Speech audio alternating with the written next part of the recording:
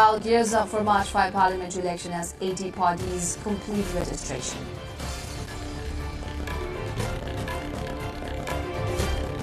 Nepal launches major electricity project in Nov.2025 to strengthen national grid. Fourth Nepal Youth Entrepreneurs HIP Summit kicks off in Kathmandu to empower young entrepreneurs.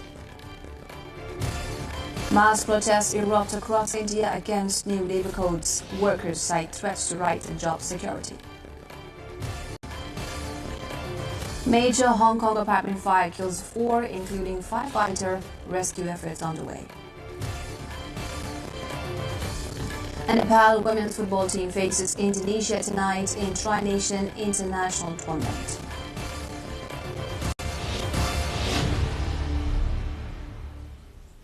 I'm Smriti Singh Thamang, and this is NTV World Primetime News, coming to you live from Kathmandu at 1900 hours Nepali Standard Time.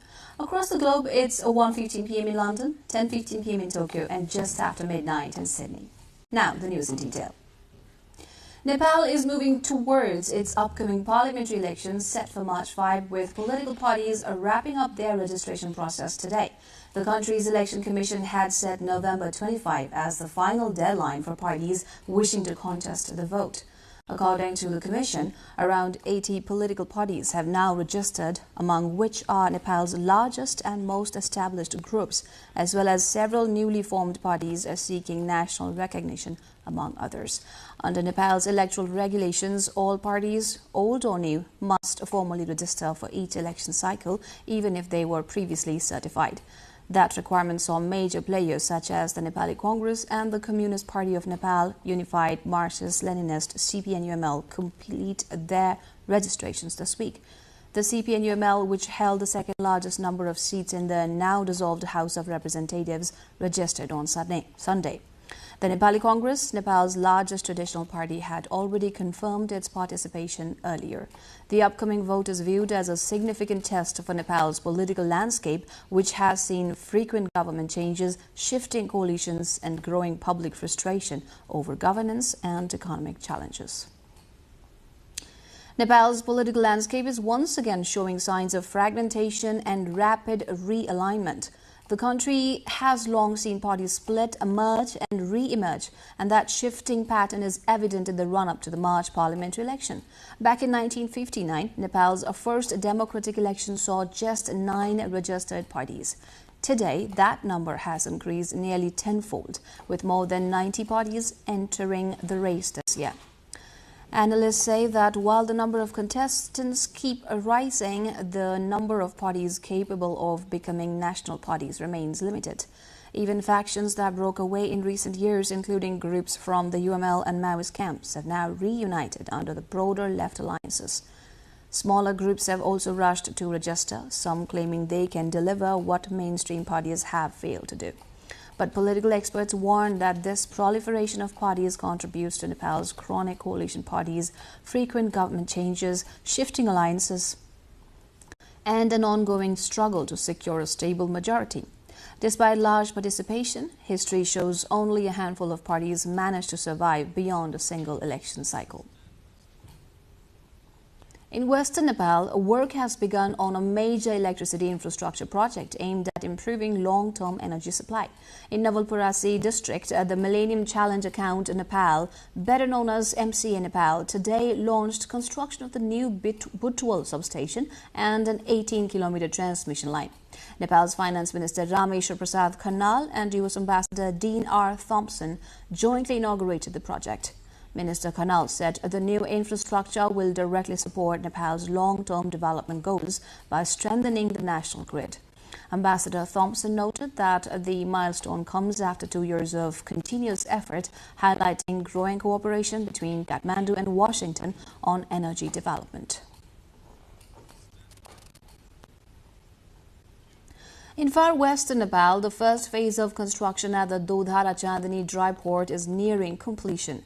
The site has seen major preparatory work, including clearing trees, building access roads, workers' accommodations, and land leveling, now entering their final stage. The project, launched with financial and technical assistance from the government of India, is being built at an estimated cost of 3.8 billion rupees.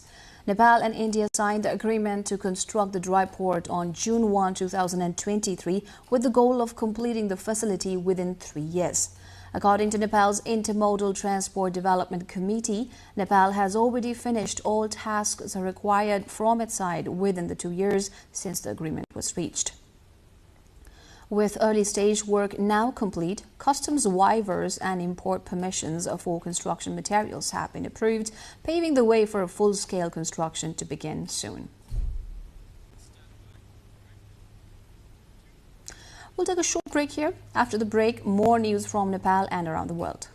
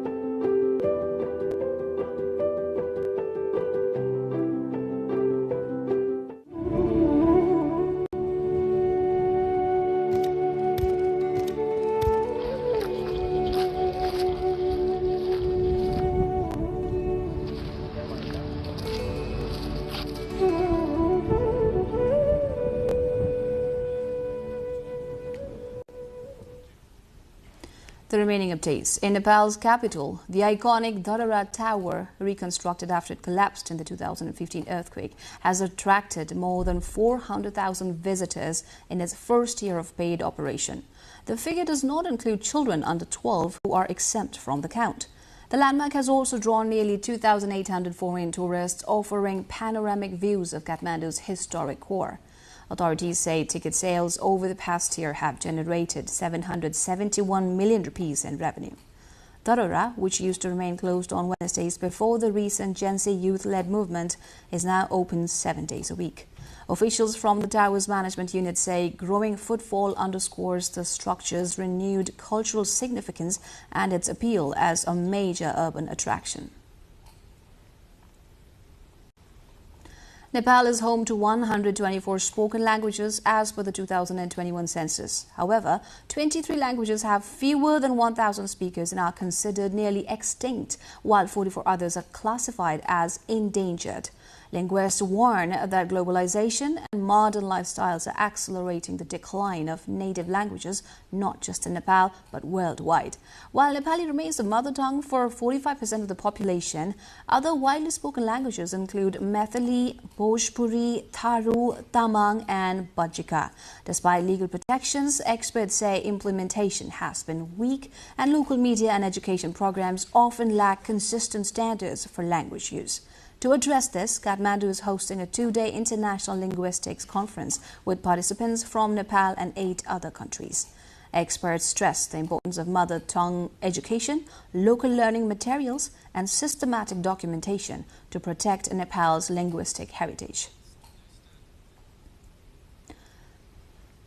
The 4th Nepal Youth Entrepreneurs HIP Summit began Wednesday in Kathmandu, aiming to inspire young people to start businesses and develop entrepreneurial skills. Despite government initiatives, youth-side legal hurdles, bureaucratic delays, limited startup capital, and lack of investment-friendly environments as major challenges. Many say these obstacles make working abroad more attractive than starting a business in Nepal. The government has introduced programs including interest-free startup loans up to 2 million rupees, but only a few benefit. Organizers stress the need for policy reforms and wider access to resources to encourage youth entrepreneurs HIP across the country. New data from Nepal police shows a depression as the leading cause of suicide, with men significantly outnumbering women. Regionally, Koshi province records the highest number of cases. Officials cite growing economic pressures, family tensions, and mental health issues as key drivers. Psychiatrists warn that modern pressures, including social media comparisons, may intensify feelings of inadequacy, particularly among youth. Statistics show more boys than girls are taking their own lives, often triggered by academic or social pressures. Police stress that family support and strong community ties are essential in prevention, urging early intervention when abnormal behavior is observed. Experts recommend counseling and treatment to address mental health concerns before they escalate. In Nepal's remote northwest, the pristine Phoksundo Lake, a stunning Y-shaped turquoise high-altitude lake, has become an increasingly popular destination for both domestic and international trekkers. Tourist arrivals to the area have been rising steadily each year, drawn by its dramatic landscapes and peaceful trails. Local communities say the surge in trekking and tourism has significantly boosted household incomes, bringing new economic opportunities to one of Nepal's most isolated districts. Residents report that with more visitors arriving, livelihoods are improving and daily life in Dolpa is slowly transforming, showing how sustainable tourism can reshape even the country's most remote regions.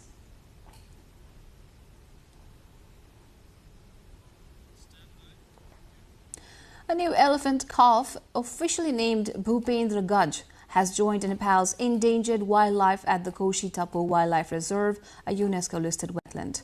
The birth and naming of the calf highlight a rare conservation victory, showcasing the vital role of local communities in protecting wildlife and underscoring the urgent global effort to save elephants from extinction. Here's Regina Rai's report.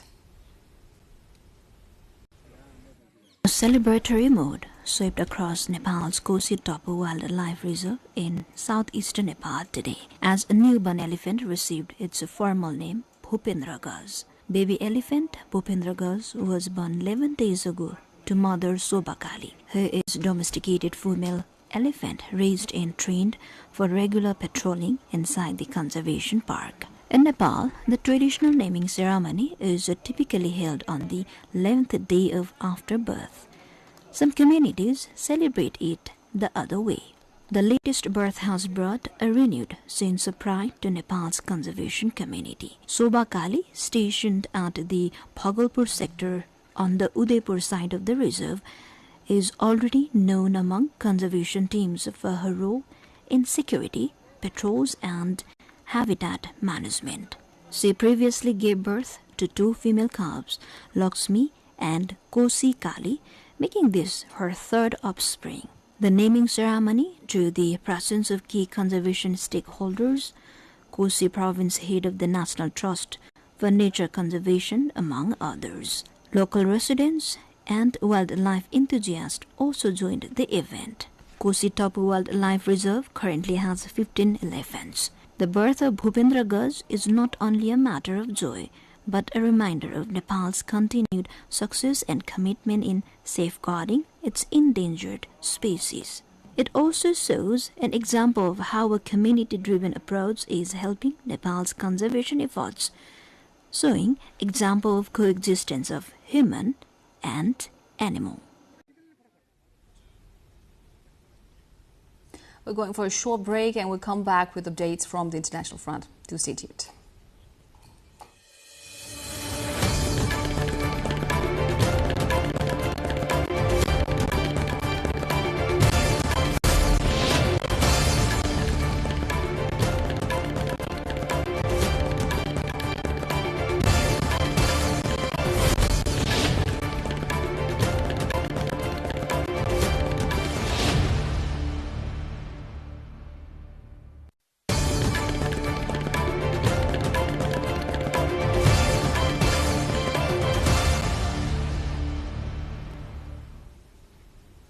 This is NTV World and you're watching Primetime News. Now the international updates. India witnessed widespread protests on Wednesday as thousands of workers and trade unions rallied against the government's newly implemented labour codes. Demonstrators say the reforms weaken hard-earned worker protections, encourage corporate exploitation and pose long-term risks to job security. The world's fifth-largest economy introduced a long-delayed labour overhaul last week, replacing several colonial-era laws.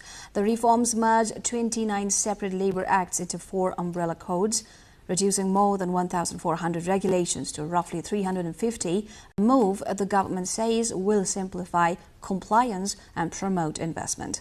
But unions argue the structure of the reforms undermines workers' rights. While the code strengthens certain safety standards and extend limited social security benefits to gig and temporary workers, they also allow longer factory shifts, make strikes more difficult and ease the dismissal process for employees in medium-sized industries. Labour groups say the changes tilt the balance further in favour of employers and warn that the nationwide protests will continue. European Commission President Ursula von der Leyen has reaffirmed that Europe's strategic interests are inseparable from Ukraine's, pledging continued support as peace negotiations advance. Her comments came after a high-level call with Ukrainian President Volodymyr Zelensky, U.S. Secretary of State Marco Rubio, and senior European leaders. Von der Leyen highlighted solid and encouraging progress in recent discussions, stressing that transatlantic cooperation is vital. Von der Leyen also condemned Russia's recent strikes on Kiev's energy infrastructure, which killed at least 7 and injured more than 20, saying Ukraine's security is Europe's security. U.S. President Donald Trump announced he is sending envoy Steve Witkoff to Moscow next week to finalize what he calls the last remaining points of a proposed peace deal to end the war in Ukraine. Trump hopes to meet Vladimir Putin and Volodymyr Zelensky once the agreement reaches its final stage, with Jared Kushner possibly joining the mission. The White House says Washington's revised 28-point proposal, now more aligned with Kiev, has made tremendous progress, though European leaders remain cautious. French President Emmanuel Macron warned of no Russian willingness for a ceasefire. Meanwhile, the conflict continues. Overnight Russian strikes hit Zaporizhia, wounding 18, while earlier attacks on Kiev killed at least 7, highlighting the urgent need for a diplomatic solution. A major fire has engulfed apartment blocks in Hong Kong, killing at least 4 people, including a firefighter. Authorities say 3 others are in critical condition, with another listed as serious. The Hong Kong government has paid tribute to the 37-year-old firefighter who died fighting the blaze, describing him as dedicated and gallant. Some residents may still be trapped, though this has not been independently confirmed. Images show flames spreading along bamboo scaffolding outside the buildings. The fire has been classified as a level 5, the most serious in Hong Kong, prompting an urgent response from emergency services. Investigations are ongoing into the cause and scale of the blaze. Floodwaters are slowly receding along major roads in Thailand's Songkhla province, but many low-lying neighborhoods remain submerged, exposing widespread damage and leaving thousands still in crisis. The one community where water remains chest-deep, residents describe harrowing experiences. One man trapped for 2 days said he stood in neck-high water overnight after being unable to evacuate his sick mother. A rescue jet ski failed to reach them, forcing the family to float her out in a plastic basin this morning before securing transport on a passing military truck to the hospital. From a nearby bridge, railway tracks can be seen twisted and damaged by the powerful currents.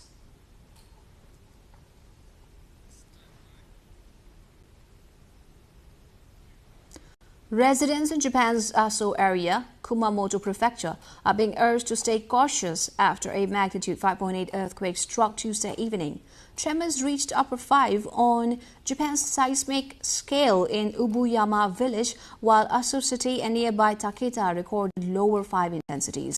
Seismic activity continues, with 29 aftershocks of intensity 1 or higher recorded by Wednesday morning, including one at intensity 4 late Tuesday night. The Japan Meteorological Agency warned that similar quakes have struck the region in succession before, urging residents to remain alert for up to a week. Authorities also cautioned about possible landslides and falling rocks, especially with rain forecast in the area.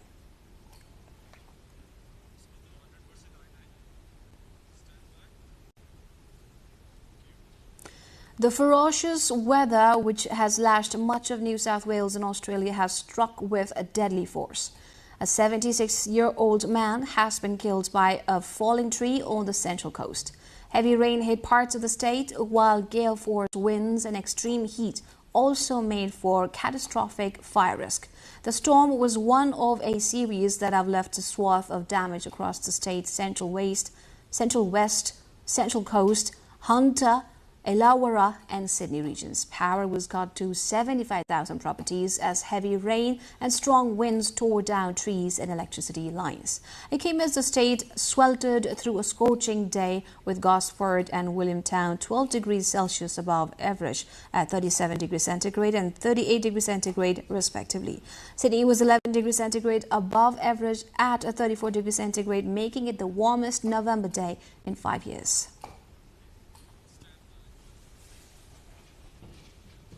More from the international front when we return from a short break.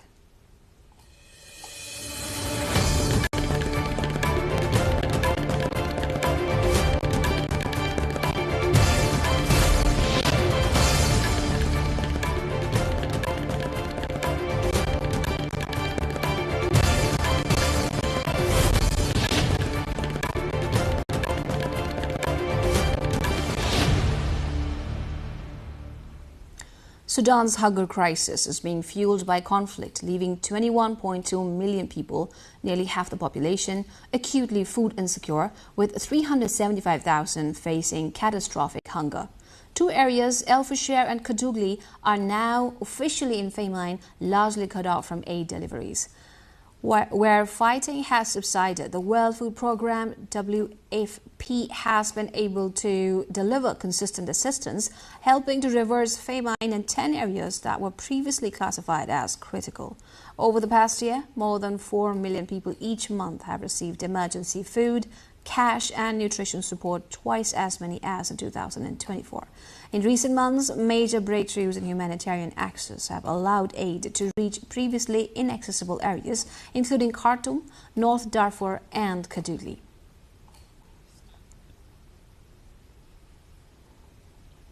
South Korea is gearing up for the fourth launch of its homegrown space rocket, Nuri, expected early Thursday around 1 a.m. local time. This will mark the country's first nighttime liftoff. All preparations have proceeded smoothly. The rocket was erected on the launch pad Tuesday, with fuel, power and mechanical checks completed Wednesday. 10 minutes before liftoff, an automated operational program will begin the countdown. The rocket carries 13 satellites, including the next generation CAS-503, doubling the payload of the previous launch.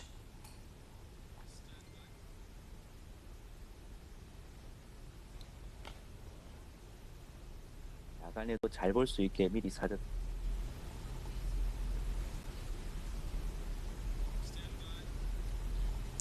Vendors at Islamabad's weekly market are now displaying QR codes as part of a push to become fully cashless, aligning with Prime Minister Shehbaz Sharif's vision for a digital Pakistan. One vendor says it is convenient for them and benefits the public because people sometimes don't have cash on them. Online payments resolve this issue immediately. Others, however, worry about patchy internet slowing transactions. Authorities hope the initiative will modernize commerce while improving convenience for shoppers.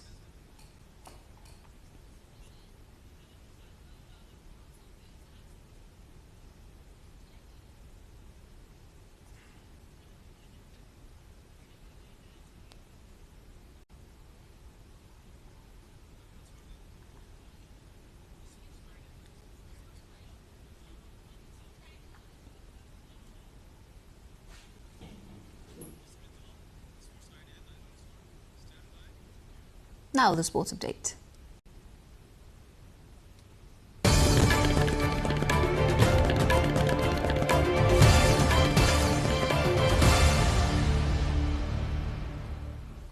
Nepal's national women's football team will face host Indonesia tonight in the ongoing Tri-Nation International Tournament, a series being played under the FIFA TO classification. The competition, featuring Nepal, Indonesia and Chinese Taipei, is also part of Nepal's build-up for the upcoming SAF Women's Championship. Head coach Nabin Nupani says the tournament offers Nepal an important chance to assess its current level. Speaking at the pre-match press conference, he said the squad is both physically and mentally prepared for the opener. However, Nepal will be without star forward Sabitra Bandari Samba and striker Sabita Rana Magar, both sidelined with injuries. Team captain Angela Subba said Nepal has gained valuable international exposure in recent months and is confident of delivering a strong performance. Nepal will play its second match against Chinese Taipei on December 2. The Biratnagar Kings and Chitwan Rhinos are facing off today at the TU International Cricket Ground in the ongoing Nepal Premier League. Chitwan Rhinos, led by captain Kushal Malla, posted a total of 174 runs at the loss of 5 wickets, setting the target of 175 runs for the Kings. And currently, Biratnagar Kings is batting. The Biratnagar Kings, captained by Sandeep Lamitani, currently sits second in the points table with 3 victories, while Chitwan Rhinos are in 4th place.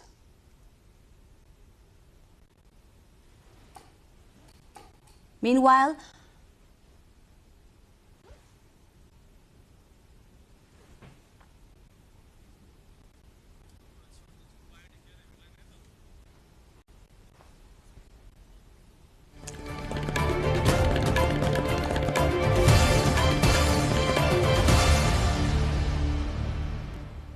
before wrapping up, let's take a look at the headlines once again.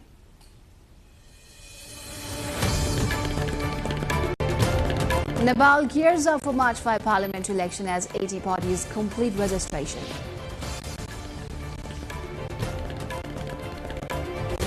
Nepal launches major electricity project in Nawalparasi to strengthen national grid.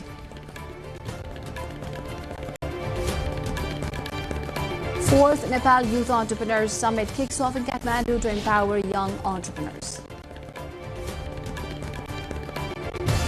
Mass protests erupt across India against new labour codes. Workers cite threats to rights and job security. Major Hong Kong apartment fire kills 4, including firefighter. Rescue efforts underway. And Nepal women's football team faces Indonesia tonight in Tri-Nation International Tournament.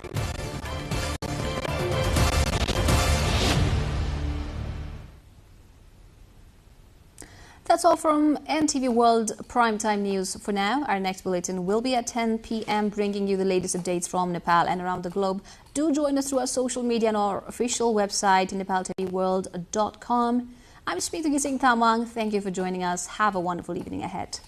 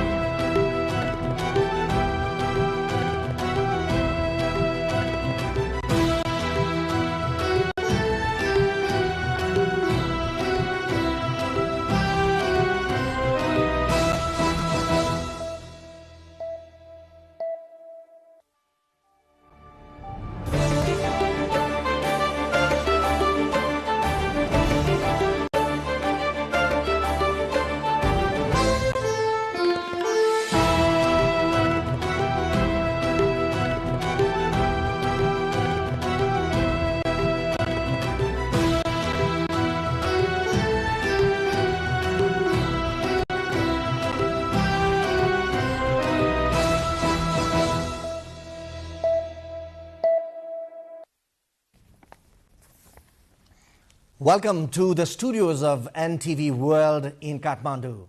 Public Service Broadcasting PSB Nepal's new initiative to make Nepal more visible and audible to the global audience. Welcome on board.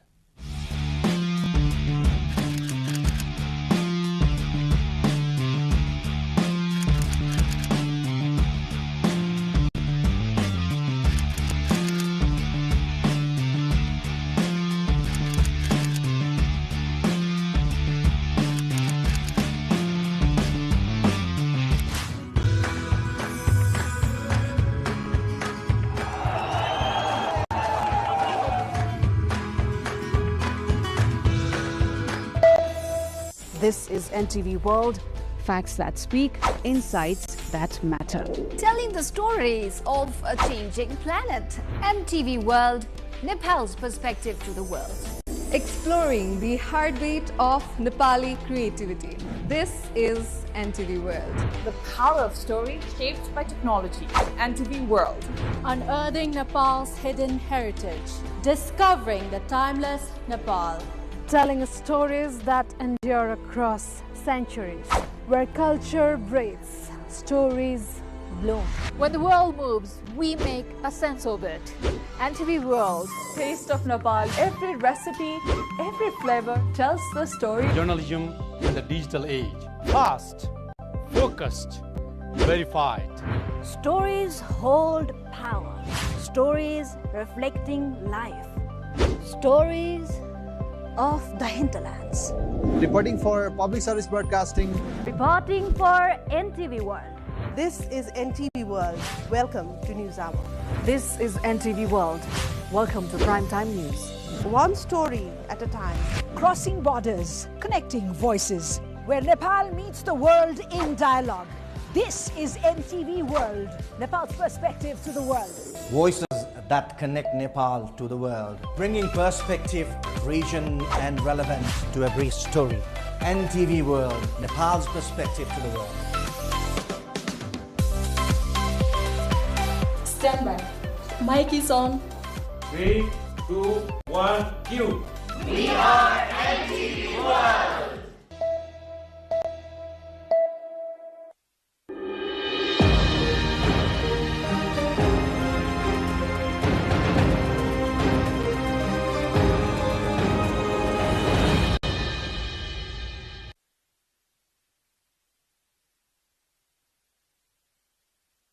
Hello, Saudi Kharka, hello!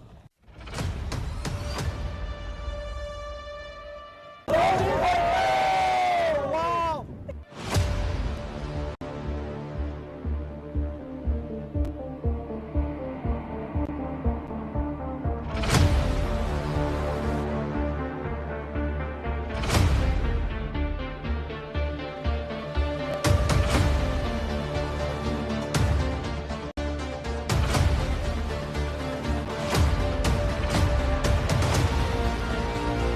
एकदमै राम्रो रहेछ refreshed fill भयो त्यो क्योसबाट अलि टाढा आएको जस्तो यहाँसम्मको एउटा केबल कार भइदिए एकदम बेटर हुन्थ्यो जस्तो लाग्छ मलाई माहौल अथवा यहाँको वातावरण यति रमणीय छ कि यसलाई शब्दमा वर्णन गर्न पनि साध्य छैन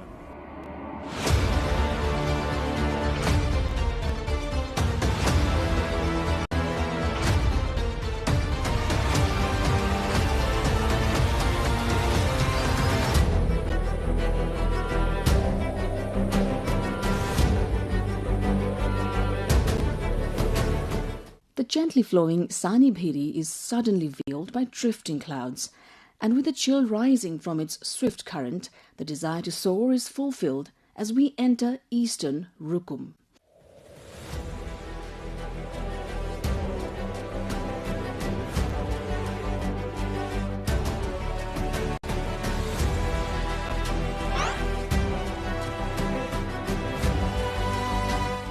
Stone and clay houses stacked upon one another, the white Himalayan peaks, vibrant flower gardens of Bukit Batan, melodious rivers and lakes, and unique authentic arts and culture.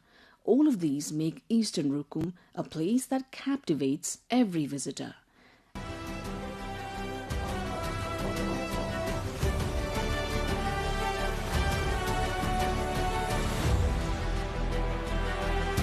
Our aim is to bring this distant, remote land closer to all. This time our destination is Chauri Kharga, located at an altitude of about 4,000 meters above sea level.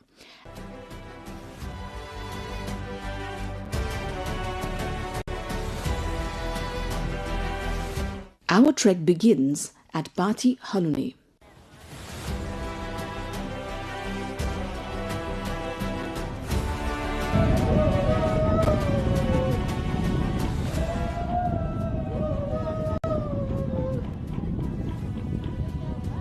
On the border of eastern Rukum and Baglung along the Mid-Hill Highway. Though it is said that the hike to Chauri Kharga takes around 3 hours, we wonder how long it will take us.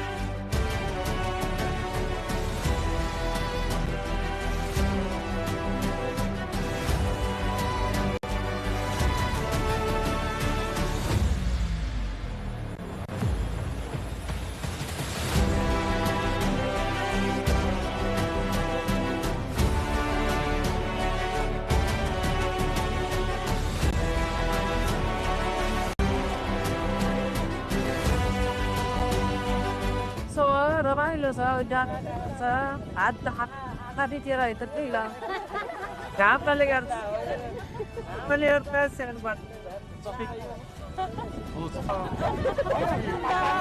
रमाइलो लाग्यो भन्ने चौन गर्दा भन्ने यस्तो रमाइलो ठाउँ रहेछ हेर्नु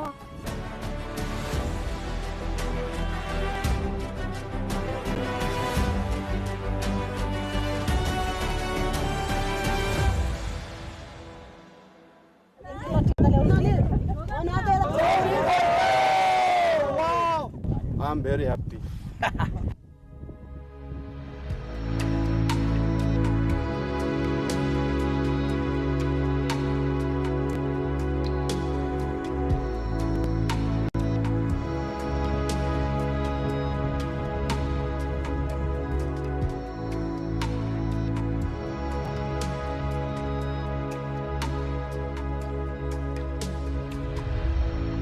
हिजो हामीले यस्तो मजाको सिन हेर्न पाइएन अहिले चाहिँ त्यही अब आज हजुर बिहान 5 बजेर ल्याएको हिजो बेलुका त पुरै कुहिरो थियो यहाँ त केही देखिँदैन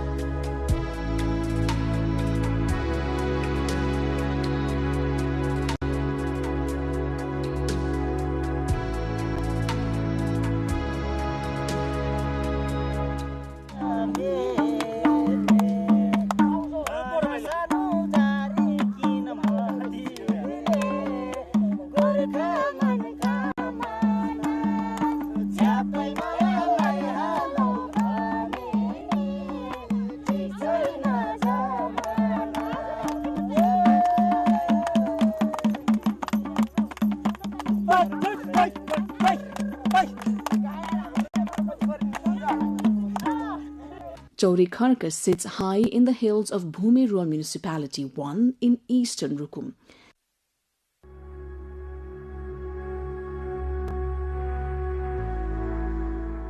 It is truly a rare gift of nature, beyond words to fully describe.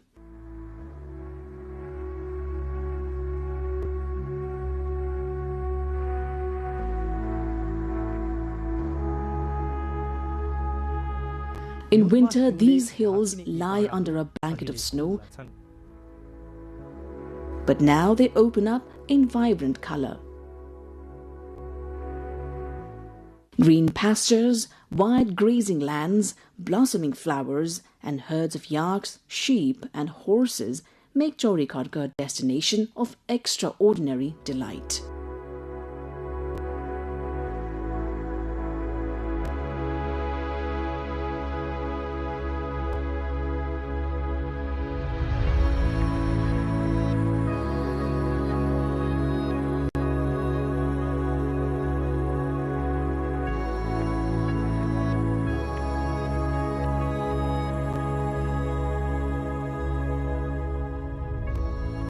When the sun breaks through the northern peaks, Puta, Dhaulagiri, Churi, and Sisne, they reveal themselves in full grandeur. Rivers flowing through the valleys, including the northern Ganga and Niseldhor, together with the backdrop of Dhor Patan, enchant every traveler. The meadows of Chorikarka bloom with colorful flowers. Among them, cows, sheep, and horses graze peacefully, creating a scene that feels almost dreamlike.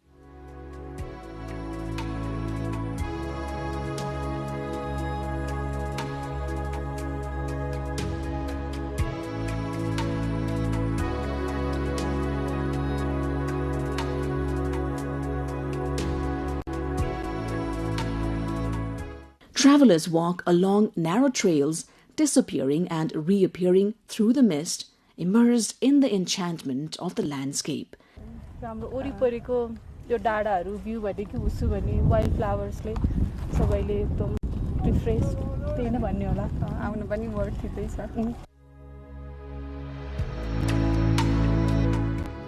The weary faces of trekkers brighten as they take in these views, and you can clearly see joy and wonder reflected in their eyes.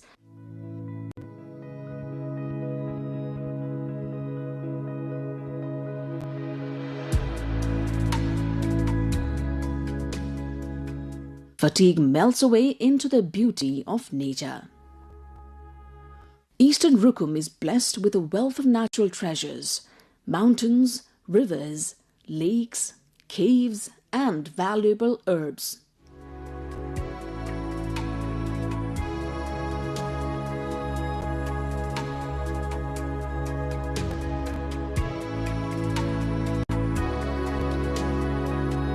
In recent years, Chaudhry Kharga has become an increasingly popular destination for domestic travelers, drawing visitors eager to witness its natural magnificence.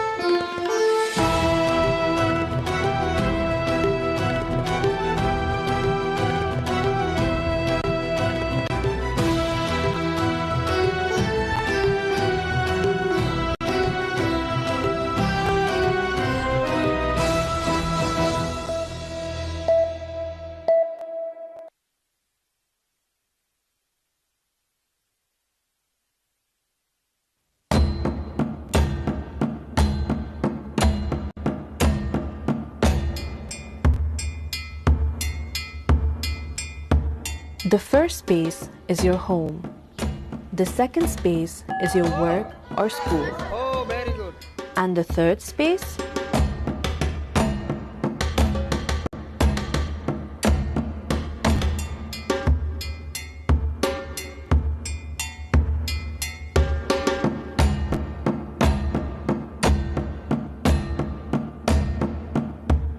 It is a place for your social life to actually unfold.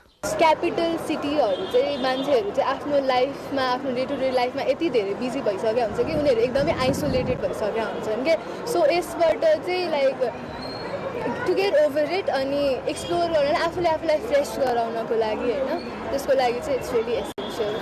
In many parts of the Western world, third spaces look like cafes, libraries, pubs, and so on.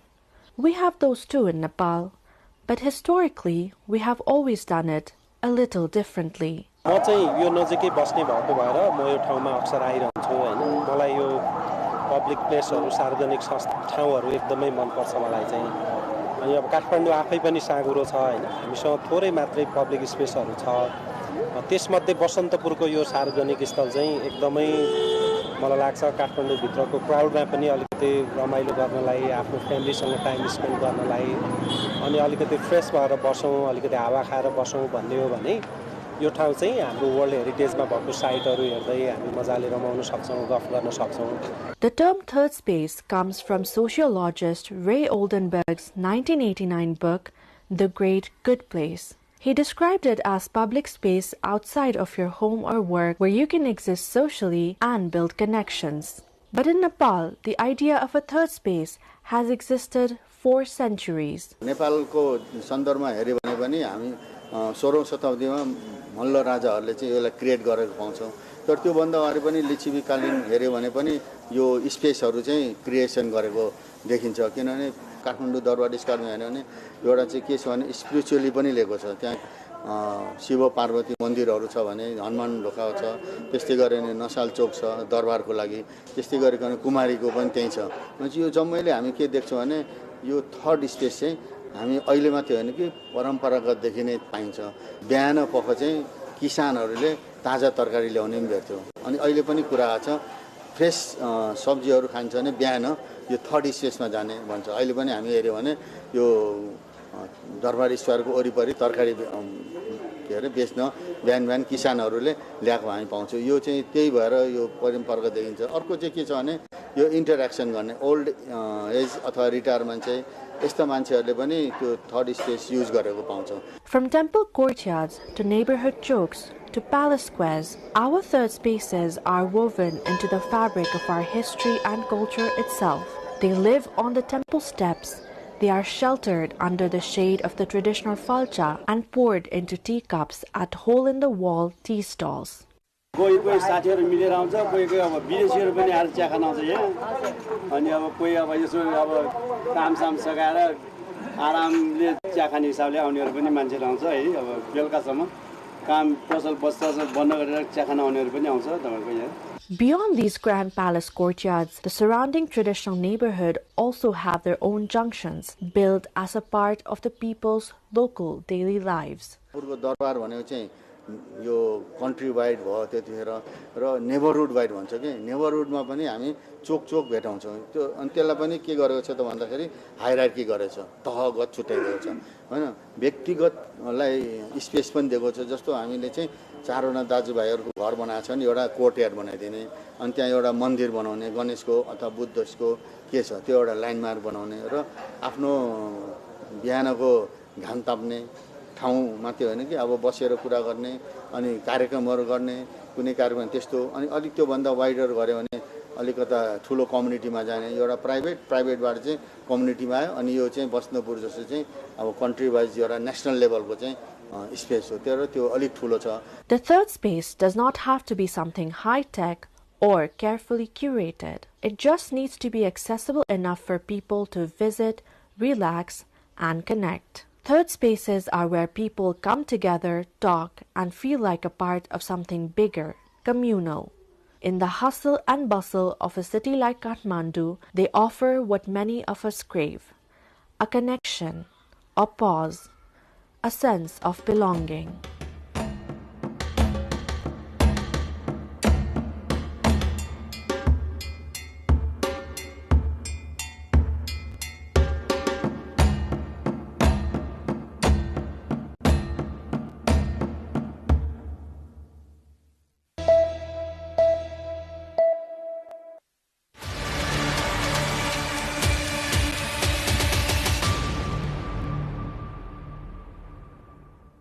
AI brings in a lot of augmentation and efficiency gains, which will not necessarily replace the human, but produce a lot more efficient human, almost like a superhuman, where the person will be able to do more jobs in less amount of time. And that efficiency gains could impact overall economic output, which could then generate a lot more new kind of jobs. Will they be a misfit in near future? More and more people should learn how to use some of these tools, because if you don't use it, I don't know if misfit is the word, but you will be left behind.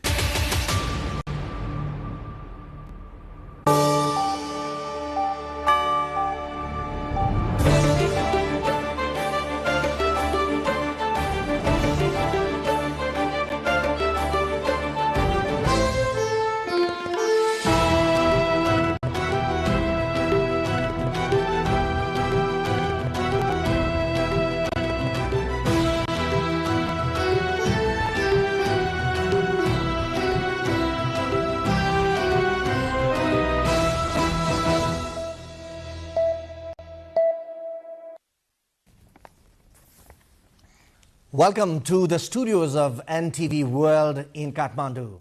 Public Service Broadcasting PSB Nepal's new initiative to make Nepal more visible and audible to the global audience.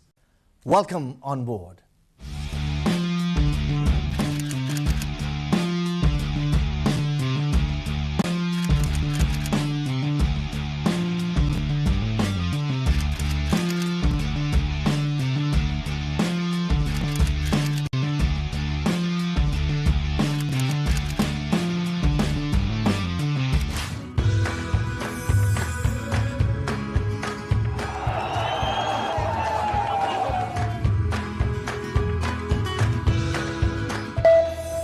This is NTV World. Facts that speak, insights that matter. Telling the stories of a changing planet. NTV World, Nepal's perspective to the world. exploring the heartbeat of Nepali creativity. This is NTV World. The power of story shaped by technology. NTV World. Unearthing Nepal's hidden heritage. Discovering the timeless Nepal. Telling stories that endure across centuries. Where culture breathes, stories bloom. When the world moves, we make a sense of it.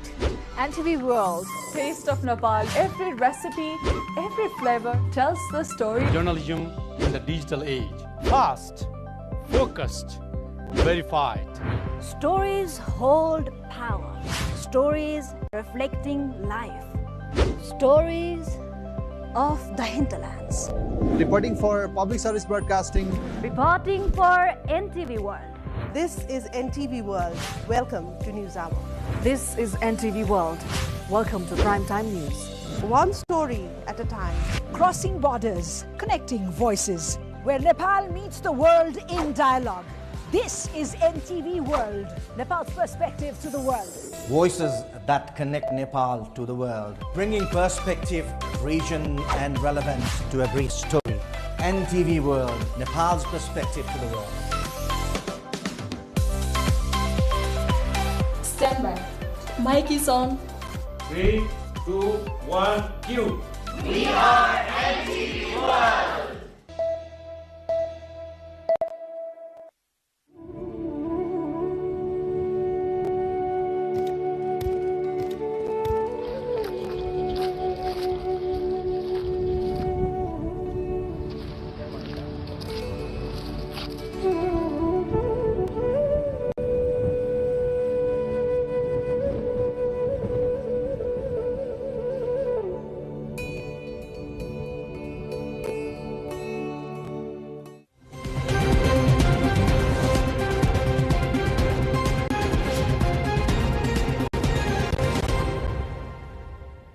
Today we have a very special guest joining us all the way from the beautiful hills of Virginia. Tara Linhart, an award-winning musician who is known for blending Appalachian bluegrass with Nepali folk sounds. Tara has performed on some of the biggest stages in the US and has a deep connection with Nepal's music and art. And joining her is Prince Nepali, a talented sarangi player, music educator and a generational musician continuing his family's rich musical legacy. Please welcome Tara Linhart and Prince Nepali.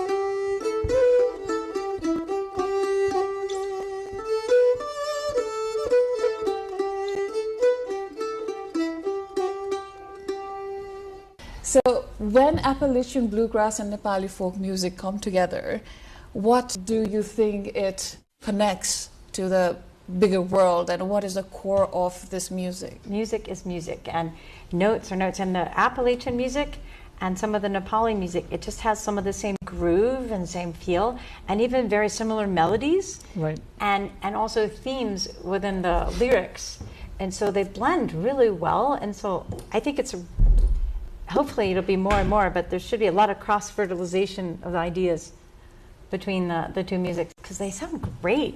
Mm-hmm. I mean, we play a Nepali song and then a Appalachian song, and it sounds similar, same. And so you're saying that American folk instruments and Nepali folk instruments are somehow parallel to each other.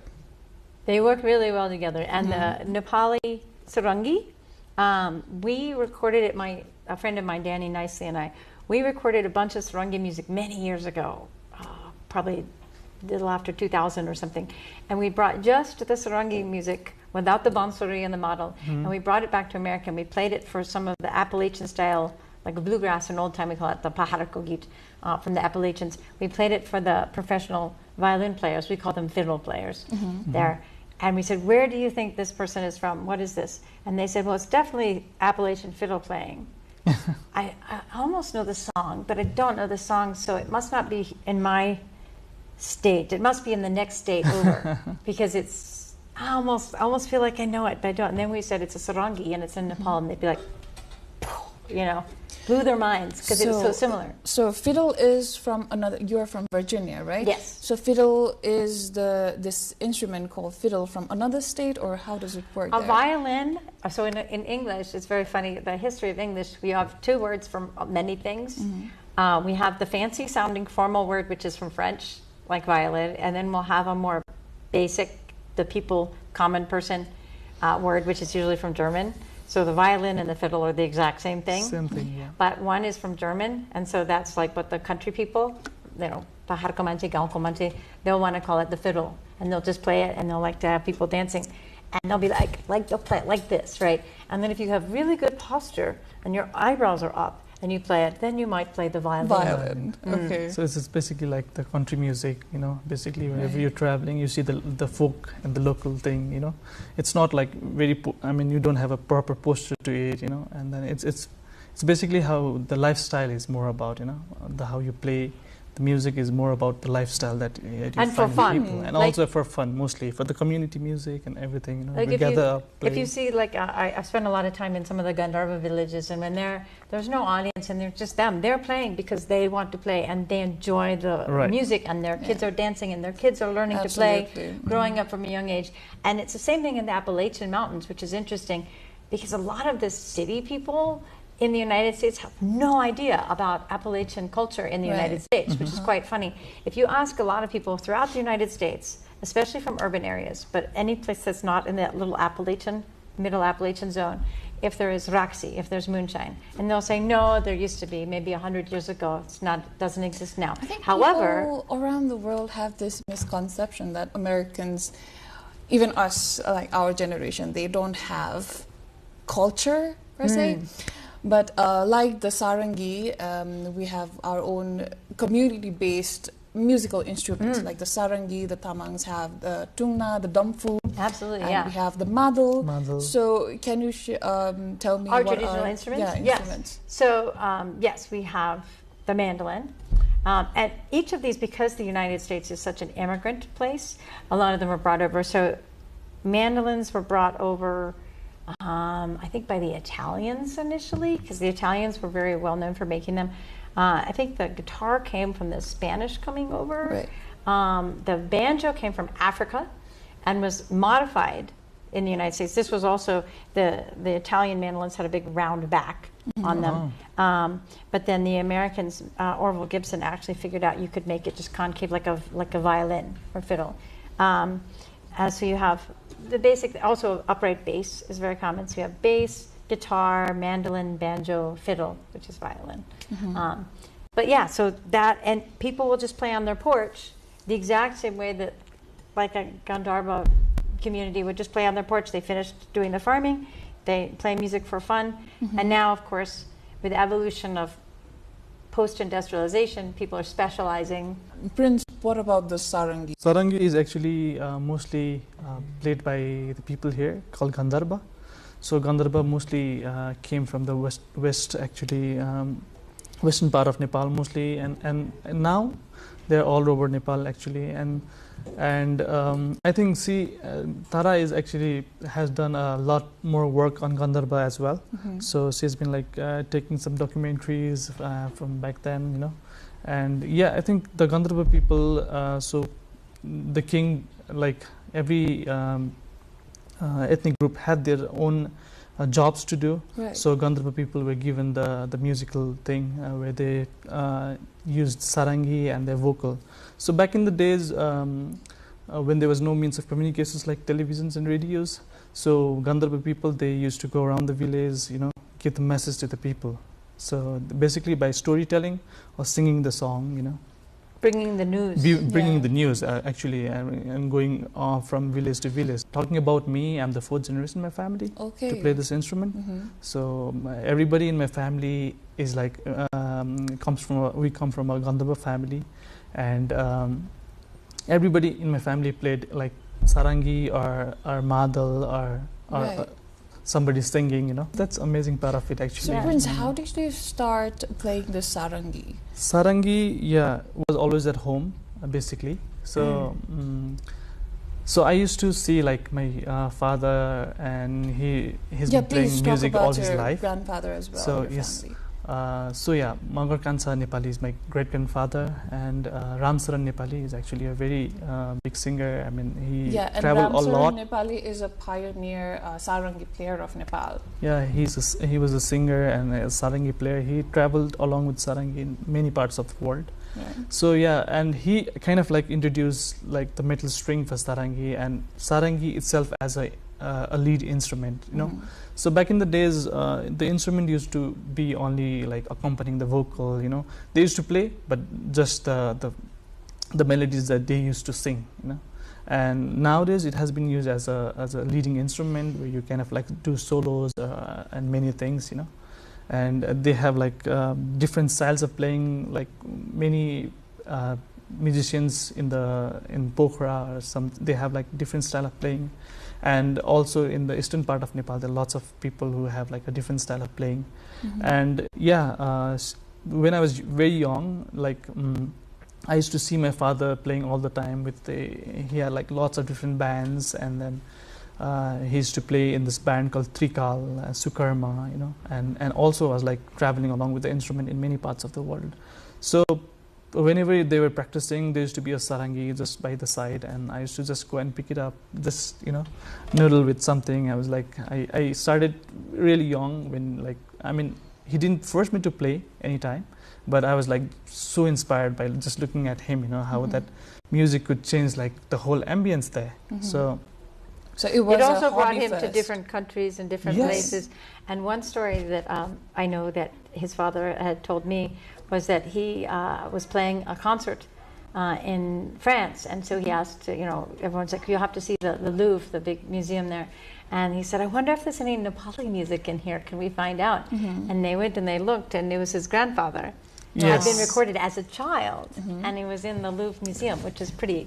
Yeah, I listened to that music, and it was so amazing. That's what I'm like. What Tara told before was like the connection of like the style of playing, you know, in like most of the part of the world. When you listen to fiddle and sarangi, it sounds so close. You know, you cannot like recognize it's from Nepal or like from the US. You know, it just gets connected to you. I mean, in different forms. So. Yeah, and I started like when I was 7, just playing, you know, a few songs and just imitating my father, you know, how he used to play. And then it became your passion. And yeah, it became part of my life. And your brother also is a musician? Yes, my brother, he's a singer actually. He does play like Nepali rhythm, like Madhul Dhime, but he's a very good singer. It's called Prijal Nepali. So he's done many commercial songs at the moment, and yeah. My friend that I made a documentary called The Mountain Music Project, going back and forth between Virginia and our Bahar Gogit and mostly the Gandharva as focus. But he became a very gifted professional musician, and his father says the way that I got him to play music was I'd leave all the instruments out in the room, and I'd leave the house and I'd say, don't touch them. And he'd leave knowing that if you tell a kid not to touch the instruments, that's true. And they watch their parents having so fun nice. with it all the time. You know, that's, some people think, I'm going to make my children play, and they'll give them some classical lessons or something, and they have to sit and they have to play for a certain amount of time. It makes the kids often get a bad taste in their mouth from it. But if you just demonstrate how fun it is, it's like a game you get to play, but you have to know how to play the game. Then all the kids want to play the game. They want to be involved. Right. And then also he got the extra thing where his dad was like, all right, don't touch that. And then as soon as his dad would leave, he'd look in and be like, this is very amusing to me. Like, you all the way from Virginia, you as an undergraduate student, you were here in the 90s in Nepal. Yes. So how did that happen, and how did you meet his father? Well, I have to say in the 90s, I did not get connected with the Gandharva community yet. I got connected with the Newari community. So I was here as a University of Wisconsin student, and I traveled with an environmental NGO called ECA around Nepal, which was very interesting. I studied tabla with Homnath Upadhyay, who I ended up meeting his son at a gig after we played together in America. And I also studied with Shambhuji Mishra. But I spent most of my studies in Bungamati studying wood carving. So I studied with Puniraj Tulador, which was quite an honor because he's brilliant woodcarver. And I lived with his family. And Shanta Tulador is now an amazingly good woodcarver, and so is Purna Lakshmi, who's a female woodcarver. And I believe one of the only full-time, like, really top-notch female woodcarvers that I know of. Almaty is actually the capital of wood carving in Nepal, right? So you've not only experienced the music here, but also the other arts and architectures as well. So how were you interested in the I mean, how could you not be interested in wood carving? Like, I came to Nepal, I didn't know much about it, and I saw it, and I was like, oh, I have to do this. Yeah, I mean, it just blew me away, you know, seeing them working. And I was like, wow, can I learn that? And luckily, the University of Wisconsin at that time had a program here, which was very open-ended and pretty much let us study anything, as long as we wrote a 100-page paper at the end. And so I ended up writing my paper just about Bungamati and anything I could find about it, because I spent most of my time carving wood. And then at the end, I was like, oh, I have to write my paper. But it sounds amazing, though. It's an amazing opportunity, and I still am connected with them. They're like family now, because I've known them since they were little kids, and now they have kids. So their kids so are this early connection in your life with Nepal's art and culture is what inspired you to do music. I actually decided to become a professional musician when I was at Kopan doing a meditation retreat, and I was not meditating very well. I was not having empty mind. Instead, I would sometimes giggle, and I was thinking about what I really wanted in my life, and I decided I wanted to be a musician. And I was studying tabla at the time, and the more I got good at tabla, the more I wanted to play melody and rhythm again from strings, because I was a guitar player growing up. And then I decided I love to travel, and I love to be able to walk up the mountains and fly different places. So I realized a mandolin could do everything a guitar can do, but it's more travel size. And so I was sitting there pretending to be meditating on emptiness at Kopan, and I was actually thinking, yep, I'm gonna buy a mandolin as soon as I get home. That's what I'm gonna do. So my experience with a silent meditation retreat at Kopan for 2 weeks was I became a professional mandolin player. Wow. I don't think that's what they hope for everyone in meditation, but that was my result. So moving to Prince, so you come from a very musical family, a family with a rich musical legacy. So how do you experiment and relate between something like this instrument right here, mandolin, and with someone lively as Tara? Like, how do you connect and balance between tradition and experimenting? A very good question, actually. So for an artist like coming from a very folk, traditional playing background, you know, so actually my family has been very inspiring in that part, where you basically kind of like experiment with so many things. And yeah, as I told, like my grandfather, he kind of like started with some back then, like sarangi strings, you know, used to be a gut string, like made from intestine, like sheep intestine strings, you know. And slowly, like we nowadays, I think we like really use those strings. And then in few places we do, but and then it turned into a nylon string. People do play nylon string as well at the moment. And so we moved to a metal string, which is very easier to travel with and very reliable on terms of like doing big concerts, you know. So as we have to like mostly travel, play with a different kind of music, you know, I kind of like crafted my own style, where I kind of like want to jam with some other musicians. And I probably like got very inspired from my father, because he used to travel around and play with so many other musicians, you know. So all over the world, yeah. All over the world. I mean, he was like, I got so inspired from him. Yeah. So, and he used to sometimes jam with the mandolin, sometimes with the violin, and sometimes with some percussion. I mean, I saw so many musicians in my life where he kind of like connected to me, and then like. And I think his family, all the members of his family have pioneered some of the new technology, and now it's taking off about, you know, putting a pickup on an instrument, playing it with a standing up stand, playing with a strap, playing, and the same thing with our traditional music in Appalachian, bluegrass and old-time music. There will be the purists who will say, if you tune your sarongi different ways, or use, how far can you take it with pedals where it's no longer a traditional instrument, there's no right or wrong answer. We find so many common things, you know, when you're hearing the fiddle tune, I find it's like, oh, I think I could play that in sarangi, you know. Right. That could be so wonderful to play, and some melodies are very connecting, like that. So like few melodies that I was learning from it, like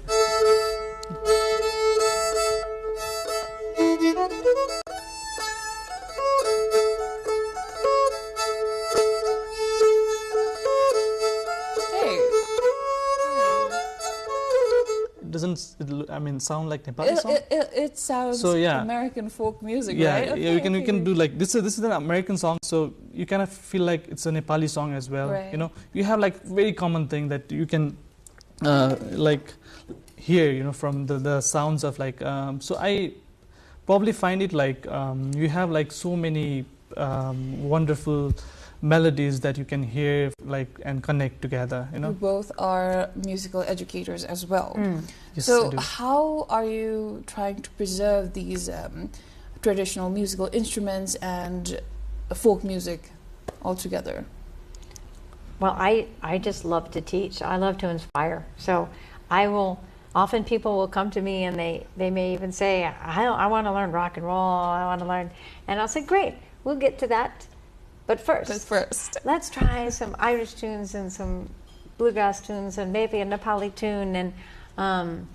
And so I introduce them to a buffet table, is what I think of it as, of like, you know, when you go to a buffet and it has different kinds of foods. And I say, why don't we play some gypsy jazz, and we'll play some bluegrass and some old time and some Irish and some Nepali.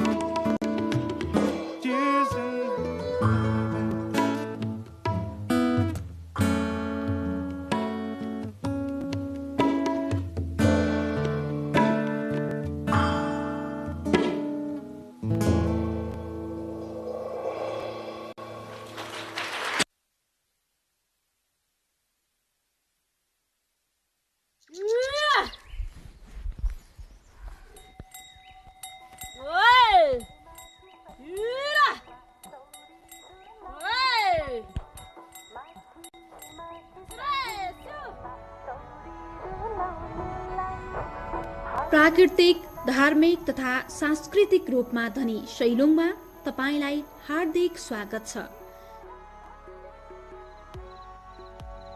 यहाँको भौगोलिक इतिहास निकै आश्चर्य लाग्दो छ। प्रथम बुद्ध साङ्गेले स्वर्गबाट झरेर प्रवचन दिनुभएकाले पहिले यस ठाउँलाई साङ्गेलुङ भनिन्थ्यो। पछि अपभ्रंश भएर सैलुङ भनिएको हो। यस ठाउँमा 5औं बुद्ध पद्मस्तम्भ बाएर लामो समय तपस्या गर्नुभएको किम्वदन्ती छ। हिन्दू धर्मको कहावत अनुसार पहिला ऋषि मुनिहरू यहाँ आएर तपस्या गर्थे। कलियुग सुरु भएपछि पाप देख्न नपरोस् भनेर प्रत्येक ठाउँमा ऋषिमुनि अलग भए र यी ठाउँमा थुम्का निस्किए। तपाई हामी अहिले यस्ता 108 वटा भन्दा बढी अवलोकन गर्न सक्छौं।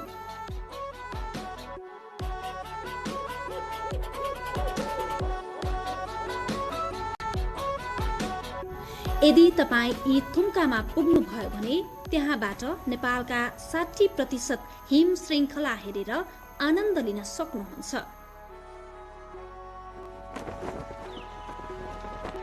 महालङ्गुर, रोलबालिङ, अन्नपूर्ण हिम श्रृङ्खलाहरू तपाईलाई हेरेर चम्किनेछन्।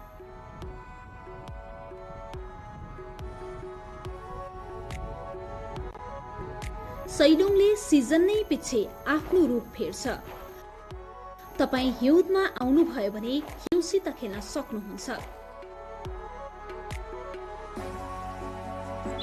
चैत वैशाखमा आउनुभयो भने गुराँससित मेतेरी लगाउन सक्नुहुन्छ। सैलुङमा तपाई 100 भन्दा बढी जडीबुटीको अध्ययन गर्न सक्नुहुन्छ। चौरी डुलाउने प्रचलित ठाउँ पनि हो यो। यदि तपाई सावाखर्क भन्ने ठाउँमा बिहान पुग्नु भयो भने अवश्य चौरी गाई देख्न सक्नुहुन्छ।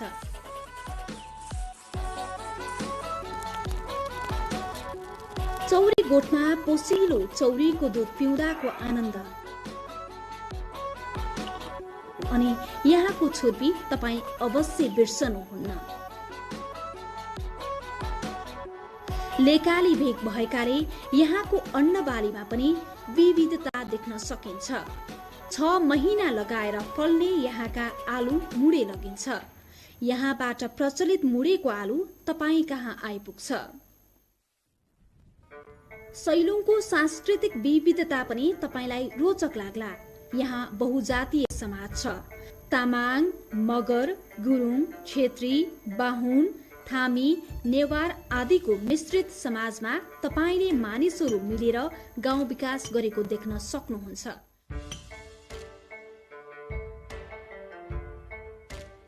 अझै तपाईलाई साहसिक खेल मन पर्छ भने यहाँका गुफाहरूले तपाईलाई पर्खिरहेका छन्। यस्तो रोमाञ्चक ठाउँ काठमाडौँबाट 120 किलोमिटर दूरीमा मात्र छ। तपाई काठमाडौँबाट धुरीखेल, दोलालघाट, खाडी चौर, मुडे हुँदै दोलखाको यो रमणीय स्थल पुग्न सक्नुहुन्छ।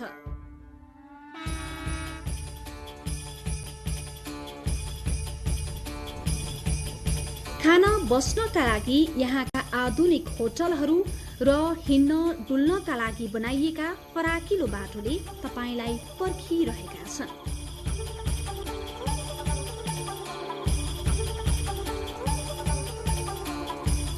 सैलुङमा तपाईलाई फेरि पनि स्वागत छ।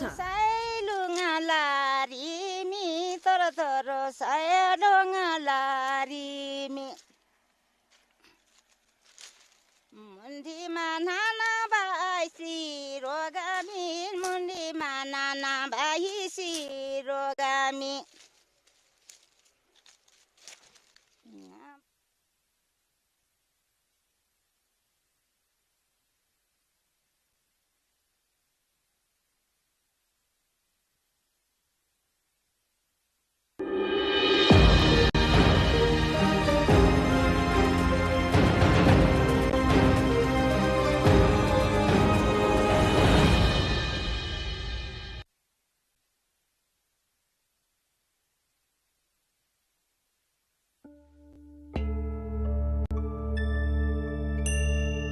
a reflection of biodiversity along with nature and culture. A view of the silver-like shining mountain range right before your eyes. A chronicle of the rituals and traditions of Kirati people from creation to civilization and the present day. A unique tourist trail in Nepal, filled with natural beauty, the Mundum Trail. Mundum Trail is a uniquely identified trekking route in Nepal filled with natural beauty. The trail is an excellent tourist destination for trekkers who want to enjoy the culture and traditions of various ethnic groups while observing natural beauty. The Mundum Trail was identified as a new trekking route with the aim of promoting tourism in Khotang, Bhojpur, Sankhua Sabha and Solukhumbu regions of eastern Nepal. The specialty of the Mundum Trail is trekking while observing the tall mountain ranges, high hills and beautiful views of the flat plains of Tarai. Since it is connected to the culture of the Kirati people, this trail is named after the Mundum rites of Kirat Rais. Various structures reflecting the culture and traditions of the Kirat Rais built around the trail. Large grassy meadows and yaks and sheep herds raised by local herdsmen highlight the speciality of the trek. Dishes reflecting the identity of ethnic groups like Kirat Rai, Sherpa, Tamang and others, local organic food produced by herdsmen, various types of vegetation and precious herbs can be found during the Mundum trek. The trail is a total of 107 kilometers long. Both domestic and international visitors say the rivers originating from Mahabharat mountain range, forests covered in rhododendrons, rare and endangered wildlife and plants, and animal husbandry by hard-working farmers captivates their hearts. The Mundum Trail, where one can trek through the hills with the world's highest peak, Mount Everest, at its head, is a precious gift from nature. It's a trek where one can escape the heat of the Tarai, enjoy natural beauty, reveling in the sweet sounds of birds and connecting with endangered plants, making the experience all unique. As there is heavy snowfall in winter, the number of tourists trekking and playing in the snow along the Mundum Trail witnesses a surge every season. The Mundum Trail is connected to religion, culture, rituals and lifestyle of entire Kirat community. Mundum itself means the Kirat culture, rituals and the daily life of Kirati people or Kirat knowledge. And the concept of Mundum Trail is also about introducing the culture, lifestyle and history of the Kirati people to the world, familiarizing them with the community. The journey along the trail, which spreads through uphills and downhills, offers close-up views of more than 24 beautiful mountain ranges. That includes Nuptse, Everest, Lhotse, Makalu, Kanchenjunga and Kumbhakarna. They all delight every traveler. The Mundum trek starts from Dawa Bhanjang in Diktel, Sakaila Rural Municipality of Khotang and Bhojpur Bazar in Bhojpur. Most tourists start their journey on this trail from Chakhema Bhanjang in Temki Moying Rural Municipality, Bhojpur.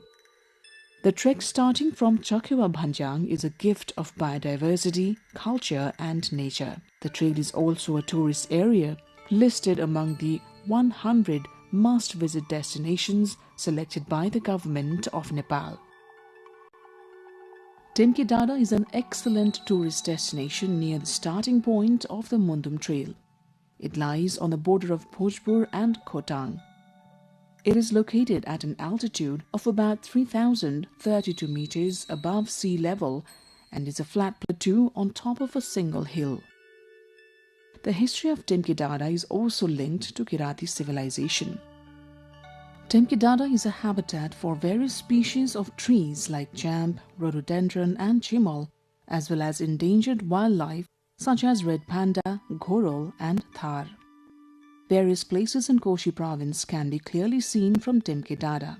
From here, one can have a panoramic view of dozens of mountain ranges, including the world's highest peak, Mount Everest, Makalu, Kanchenjunga and Gauri Shankar. Apart from that, from Temke Dada, one can watch the sunrise and sunset.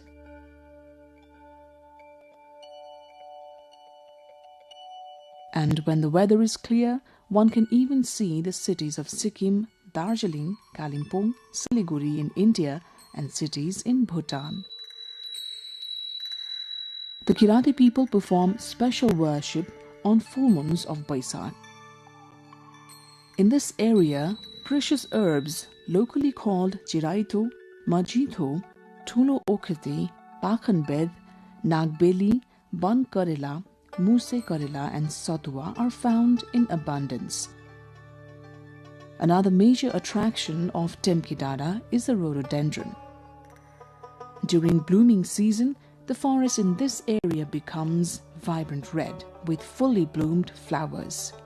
After a hike and exploration of Temke Hill, surrounded by beautiful nature, one reaches Dhotre Deorali in about 6 hours. During the journey to Dhodre, trekkers enjoy nature's embrace, marvel at various rock formations and relish the trek while connecting with the high hills. At Dhotre Deorali, there are arrangements for food and lodging for tourists. Leaving Dhotre and moving forward on the trek, various structures have been built targeting the culture and traditions of Kirati people to attract tourists.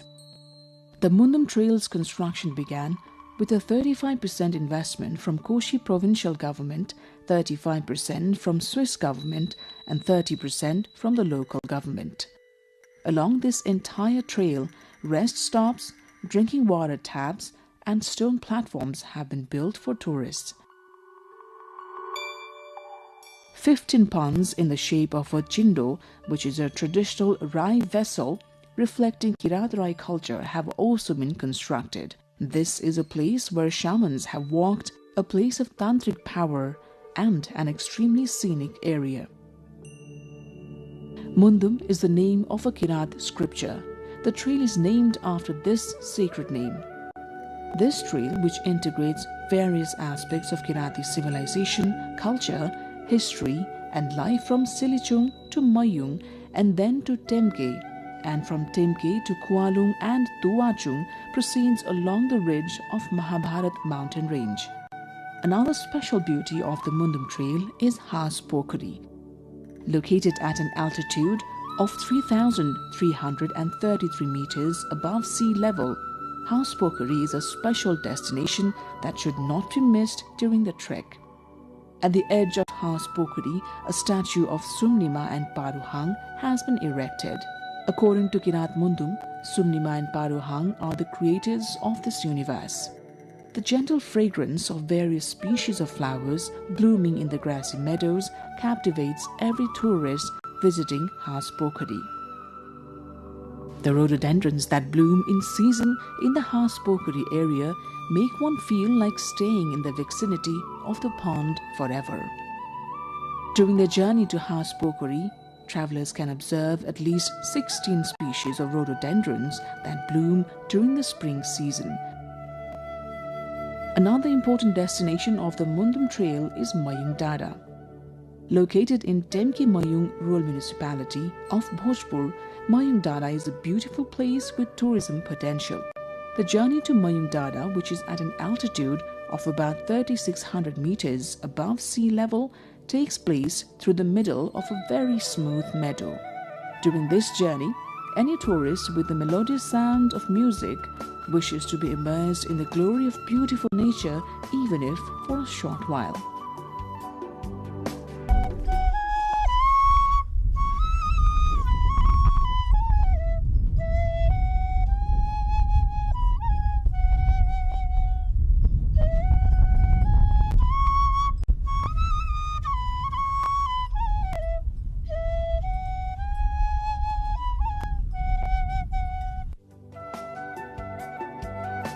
The Mayung area is also a special observation point for horses. The attraction of horses roaming freely under the open sky is another unmissable feature of Mayung Dada. The Mayung area, which is connected to the neighboring district of Khotang, has a balanced climate, not as cold as the Himalayas, nor as hot as the Tarai. The Mayung area is also a habitat for the globally endangered red panda. During the Mayung journey, adorned with biodiversity and nature, one can enjoy the rhododendrons that bloom vibrantly across the hillsides in the spring. One can sit on various mystical hills and move forward with the cool breeze, mountain views, and by cherishing the natural beauty in their heart and soul. The blooming chap, rhododendron and sunakhari flowers in the months of Falgun, Chaitra and Baisakh captivate the hearts of tourists. The ever-changing weather and the view of the mountain range right before the eyes can make one feel a heavenly bliss on earth when one steps on Mayung Dada.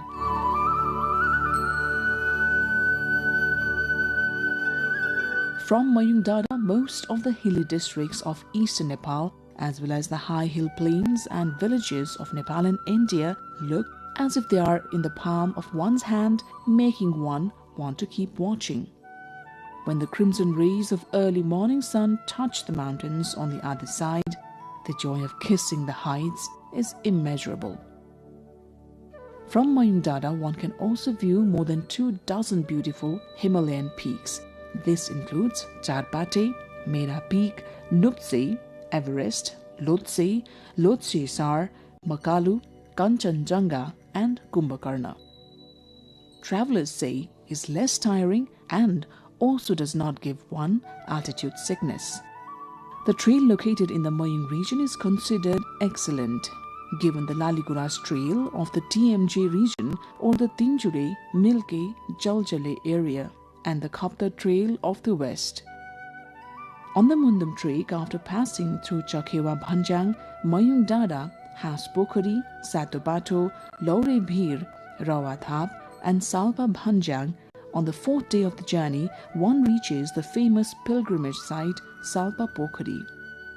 Salpa Pokhari is situated at an altitude of 3,400 meters above sea level and is considered by the Kirati people as their ancestral place of origin. Kirati people hold a belief that one must visit Salpa Pokhari at least once in their lifetime.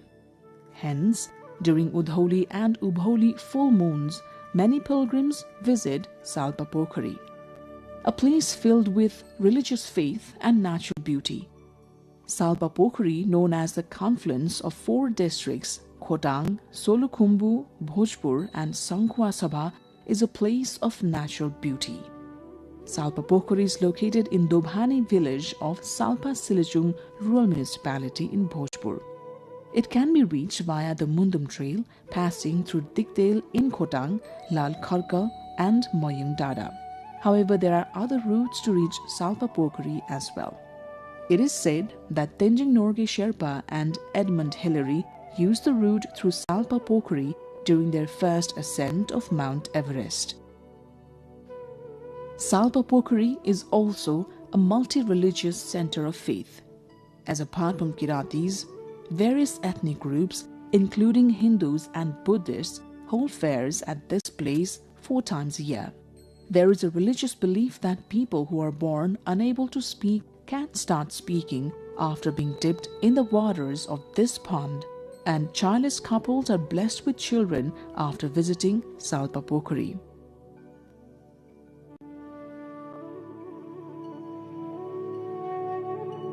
Silichung Dada with Salpa Pokhari as its base camp is an important destination for tourists trekking the Mundum Trail.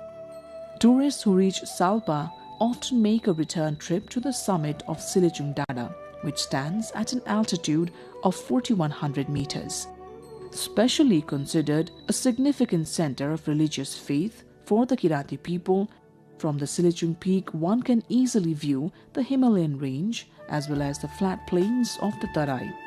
From Silichung, 6 Himalayan peaks including Everest, Makalu, Kanchenjunga, Kumbhakarna and Mera Peak can be seen right before one's eyes. The Salpa Silichung Peak, the highest point in the religiously and touristically significant district of Bhojpur, is established as the tallest among Temke Dada and Moyung Dada. There is a popular belief that wishes are fulfilled after visiting and offering prayers at the peak of Silichung. Silichung Peak is located on the border of Bhojpur and Sangkhwa districts.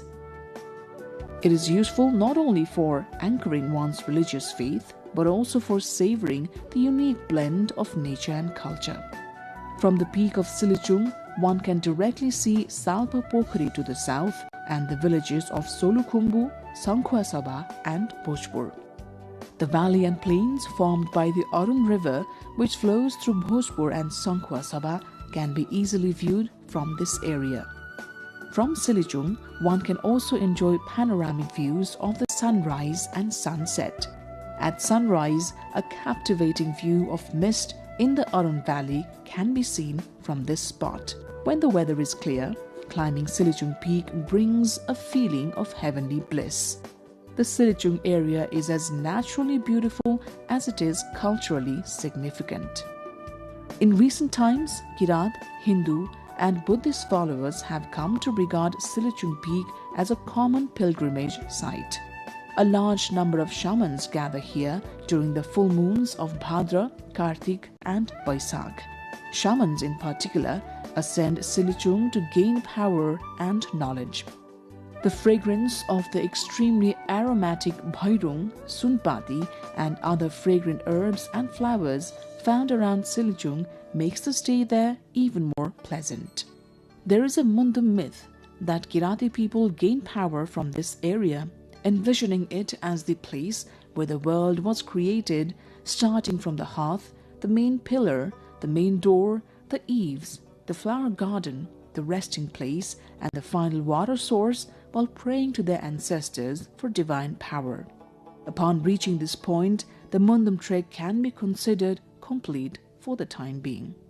The Mundum Trail is an excellent destination for tourists who want to get close to the Himalayas and enjoy their beauty. The hundreds of types of flowers and birds seen during the Mundum trek make the journey even more interesting. The path is completely covered with the national flower rhododendron in various colors. Being a confluence of nature, culture, and Kirati civilization, tourists get to taste a sweet flavor during the Mundum trek. People of all age groups can undertake this trek.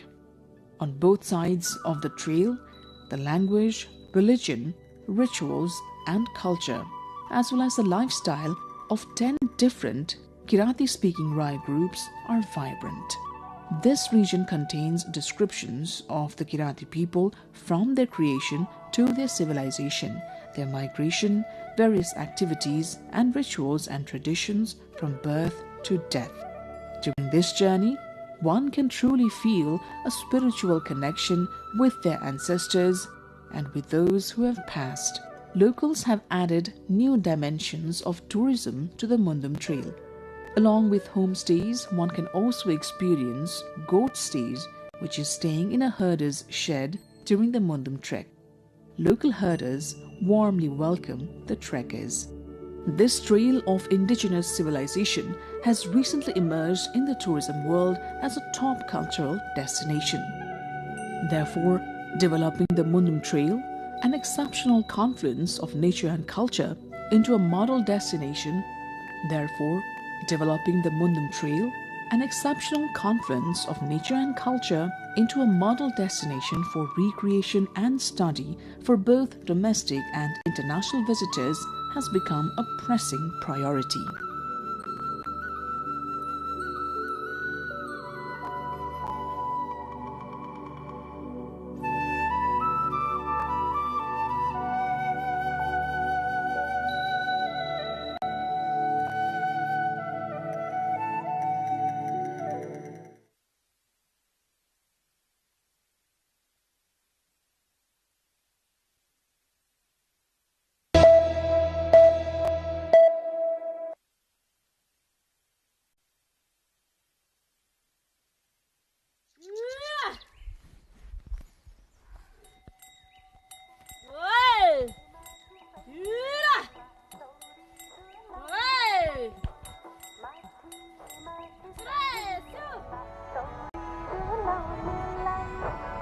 प्राकृतिक, धार्मिक तथा सांस्कृतिक रूपमा धनी सैलुङमा तपाईलाई हार्दिक स्वागत छ।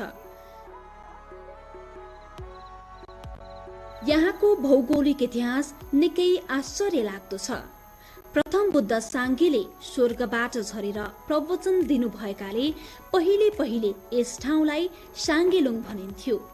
पछि अपभ्रंश भएर सैलुङ भनिएको हो। यस ठाउँमा 5औं बुद्ध पद्मस्तम्भ बाएर लामो समय तपस्या गर्नुभएको किम्वदन्ती छ। हिन्दू धर्मको कहावत अनुसार पहिला ऋषि मुनिहरू यहाँ आएर तपस्या गर्थे।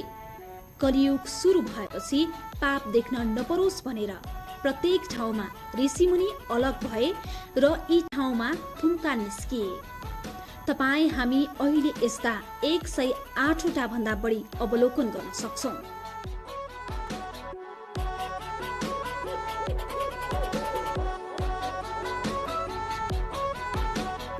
यदि तपाईँ यी थुम्कामा पुग्नुभयो भने त्यहाँबाट नेपालका 60% हिम श्रृङ्खला हेरेर आनन्द लिन सक्नुहुन्छ।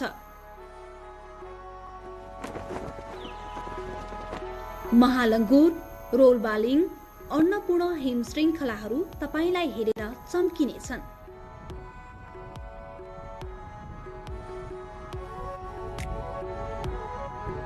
सैलुङले सिजन नै पछि आफ्नो रूप फेर्छ। तपाई हिउँदमा आउनुभयो भने हिउँसित खेल्न सक्नुहुन्छ। चैत वैशाखमा आउनुभयो भने गुराँससित मेतेरी लगाउन सक्नुहुन्छ। सैलुङमा तपाई 100 भन्दा बढी जडीबुटीको अध्ययन गर्न सक्नुहुन्छ। चौरी डुलाउने प्रचलित ठाउँ पनि हो यो। यदि तपाईँ साबाखर्क भन्ने ठाउँमा बिहान पुग्नु भयो भने अवश्य चौरी गाई देख्न सक्नुहुन्छ।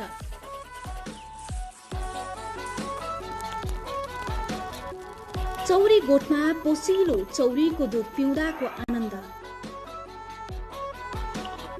अनि यहाँको छुर्पी तपाईँ अवश्य बिर्सनुहुन्न। लेकाली भेग भएकाले यहाँको अन्नबालीमा पनि विविधता देख्न सकिन्छ। 6 महिना लगाएर फल्ने यहाँका आलु मुडे लगिन्छ। यहाँबाट प्रचलित मुडेको आलु तपाईँ कहाँ आइपुग्छ। सैलुङको सांस्कृतिक विविधता पनि तपाईलाई रोचक लाग्ला। यहाँ बहुजातीय समाज छ। तामाङ, मगर, गुरुङ, छेत्री, बाहुन, थामी, नेवार आदिको मिश्रित समाजमा तपाईले मानिसहरू मिलेर गाउँ विकास गरेको देख्न सक्नुहुन्छ।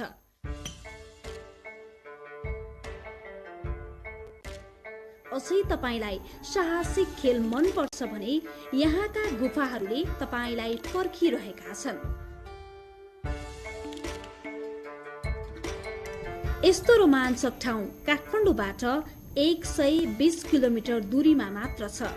तपाईँ काठमाडौँबाट धुरीखेल, दोलालघाट, खाडी चौर, मुडे हुँदै दोलखाको यो रमणीय स्थल पुग्न सक्नुहुन्छ।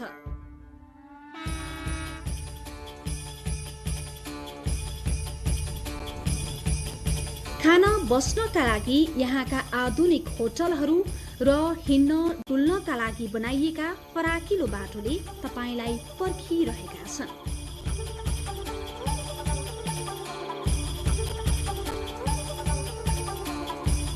सैलुङमा तपाईलाई फेरि पनि स्वागत छ। सैलुङ लारी मी तर तर सैलुङ लारी मी मुन्डीमा नाना बाइसी रोगामी मुन्डीमा नाना बाइसी रोगामी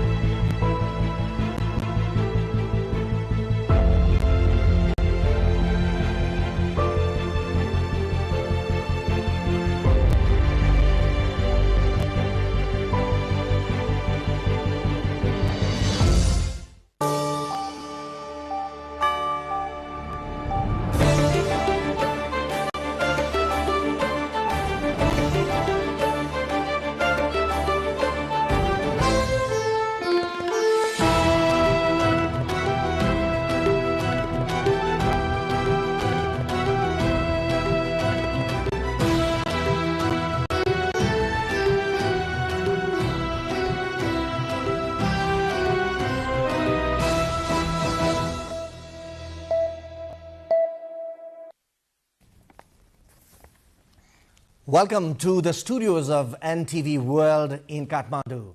Public Service Broadcasting PSB Nepal's new initiative to make Nepal more visible and audible to the global audience. Welcome on board.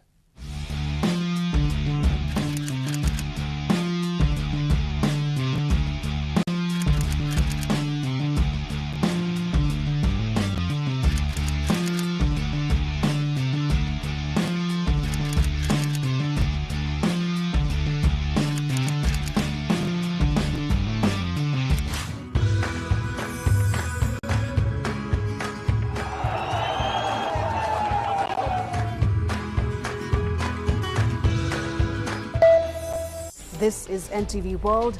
Facts that speak, insights that matter. Telling the stories of a changing planet. NTV World, Nepal's perspective to the world. Exploring the heartbeat of Nepali creativity. This is NTV World. The power of story shaped by technology. NTV World. Unearthing Nepal's hidden heritage. Discovering the timeless Nepal. Telling stories that endure across centuries. Where culture breathes, stories bloom. When the world moves, we make a sense of it. NTV World. Taste of Nepal. Every recipe, every flavor tells the story. Journalism in the digital age. Fast, focused, verified. Stories hold power. Stories reflecting life. Stories of the hinterlands. Reporting for Public Service Broadcasting. Reporting for NTV World. This is NTV World. Welcome to News Hour. This is NTV World. Welcome to Primetime News. One story at a time. Crossing borders, connecting voices. Where Nepal meets the world in dialogue. This is NTV World, Nepal's perspective to the world.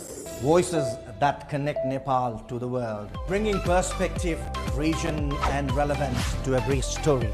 NTV World, Nepal's perspective to the world. Stand by. Mic is on. 3, 2, 1, cue. We are NTV World.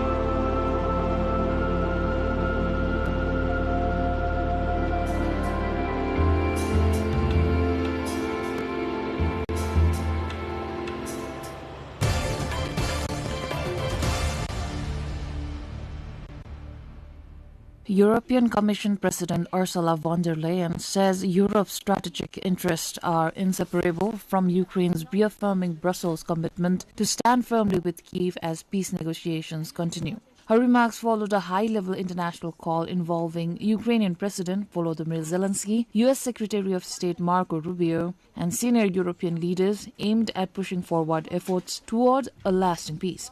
Von der Leyen noted what she called solid and encouraging progress in recent days, stressing that strong transatlantic cooperation remains essential. Any peace agreement is about creating a just and lasting peace. peace that stops this conflict and does not sow the seeds for new future conflicts. And it is about ensuring a strong and sustainable security architecture for our continent, one that is underpinned by a strong Europe, a strong NATO, a strong transatlantic partnership, and that is what we will defend alongside Ukraine and our allies every step of the way.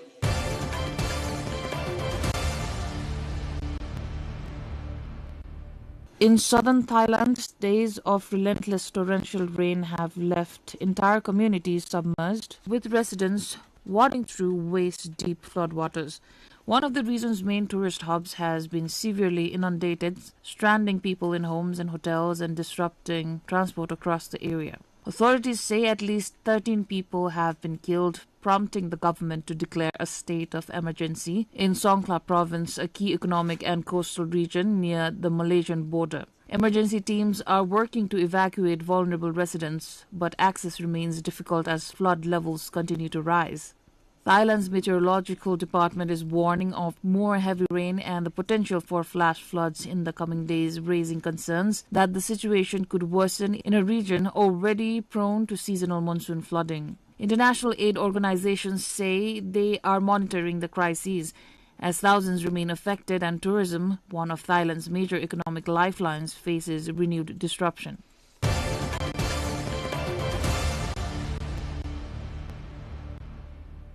Australia's landmark ban on social media use for under-16s is facing a legal challenge in the High Court. The Digital Freedom Project has launched proceedings to overturn the legislation, arguing it infringes on young people's right to political communication. The restrictions, a world first, are set to take effect on December 10. Speaking in Parliament, Communications Minister Anika Wells reaffirmed the government's stance. The case now heads to the High Court, which will decide whether the social media ban can proceed as planned.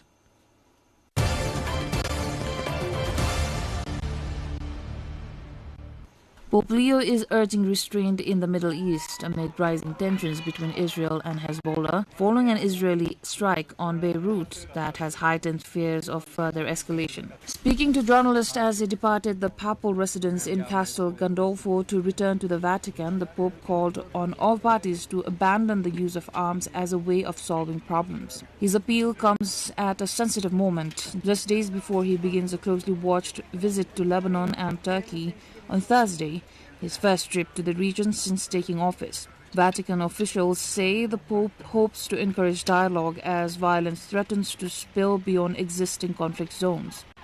In Brazil, former President Jair Bolsonaro continues to be held at a federal police facility where his sons Flavio and Carlos Bolsonaro visited him on Tuesday. The brothers expressed deep concern over their father's well-being, citing medical and dietary needs that they say are not being adequately addressed in detention. Flavio warned that the situation poses a very big risk to his health, to his life, urging authorities to consider his return home. The visit comes amid growing political tensions as supporters of the former president continue to rally and call for his release. Authorities have not commented on the visit or the health claims, but Bolsonaro's detention remains a focal point in Brazil's polarized political landscape, drawing attention from both national and international observers.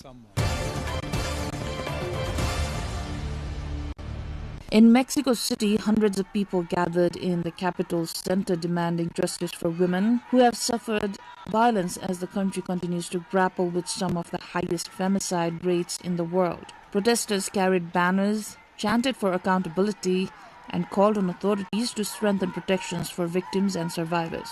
Among them was Alejandra Perez, a Mexican lawyer who says she still lives in constant fear after surviving a brutal attack by her former partner, an assault that left her temporarily disabled. Women's rights groups say Alejandra's story is far from isolated, urging the government to address what they describe as a national crisis of impunity surrounding gender-based violence. Organizers hope the demonstration will pressure officials to act on long-promised reforms and deliver justice to thousands of victims across the country.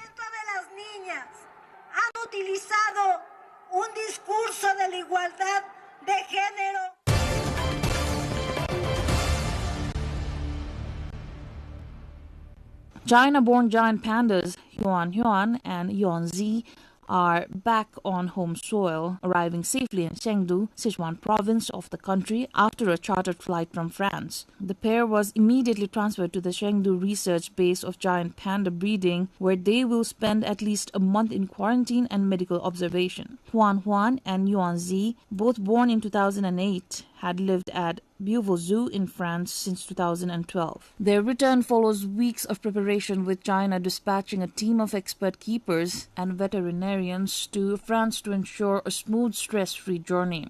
During this stay, the pair produced 3 cubs, including twins born in 2021. Those twins, Huan Lily and Yuan Dudu, will remain in France until January 2027, when the current cooperation phase ends.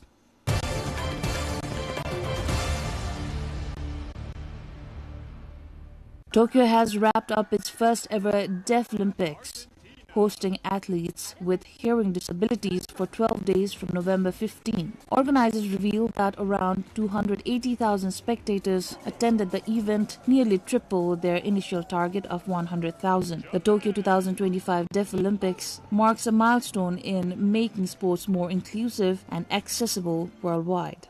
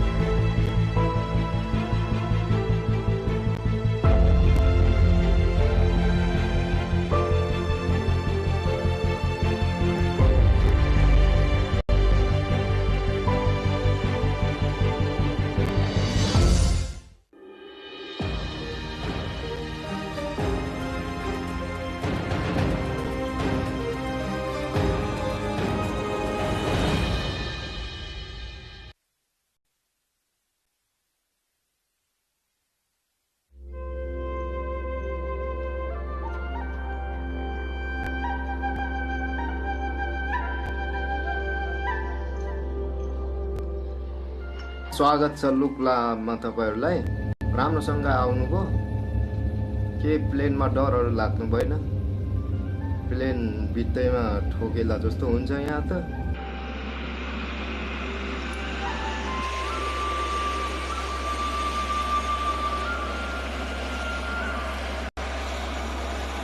At an altitude of 2,860 meters, Lukla is the starting point of arguably one of the best trekking routes in the world, up to the Mount Everest base camp, finishing above 5,400 meters.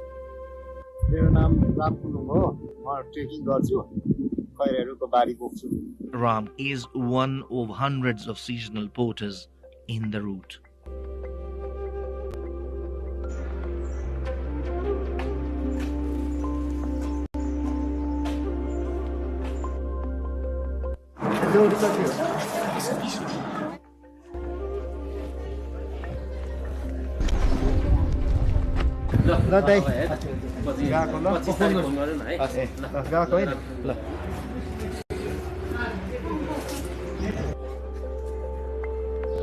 अब यो त मान्छेलाई पनि यस्तै हो सजिलो त sir यो किनभने हिलो हुँदैन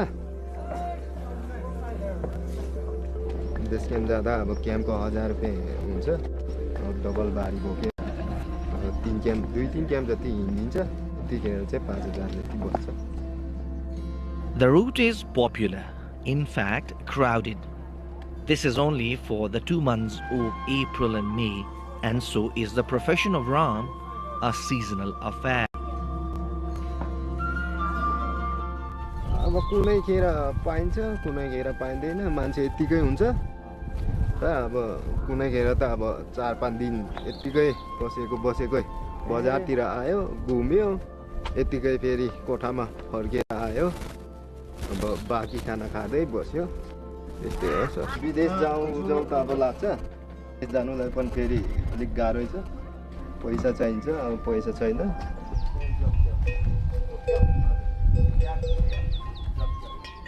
त्यो पेसामा पढाइ चाहिँ पुरुषहरु नै हुन्छ महिलाहरु पनि आधी उधी हुन्छ सर बिहानदेखि कहिले अब घाम लागिरहन्छ एकछिनमा यस्तो बादल आइहाल्छ डुममा भइहाल्छ यहाँको मौसम यस्तै हो sir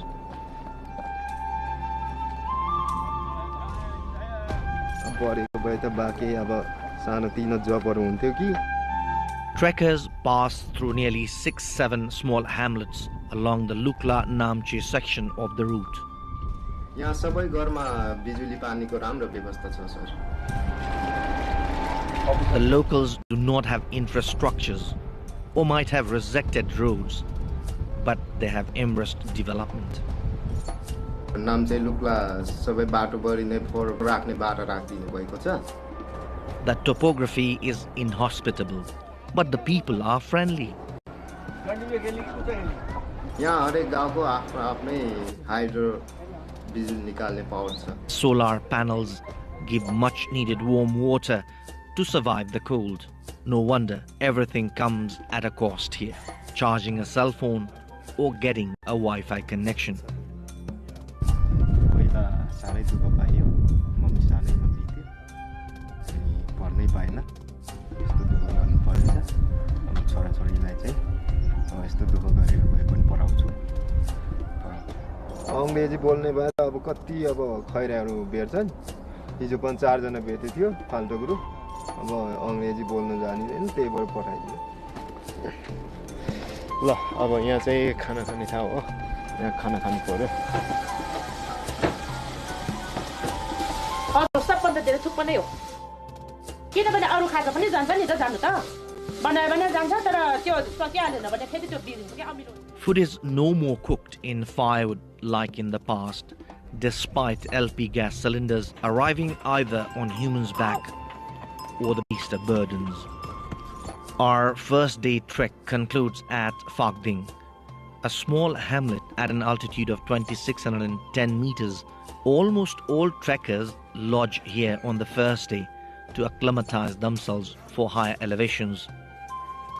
The place has amenities for travelers at par with an urban town, except roads and infrastructures. यहाँ यो फलामको चिप्नी नभएको त गरै हुँदैन सर यहाँ त फलामको चिप्नी भएन भने त जाडोले मरिहाल्छ As the dawn breaks, Ram emerges from his overnight elopement for lodging. अब जाने अब सर उकालो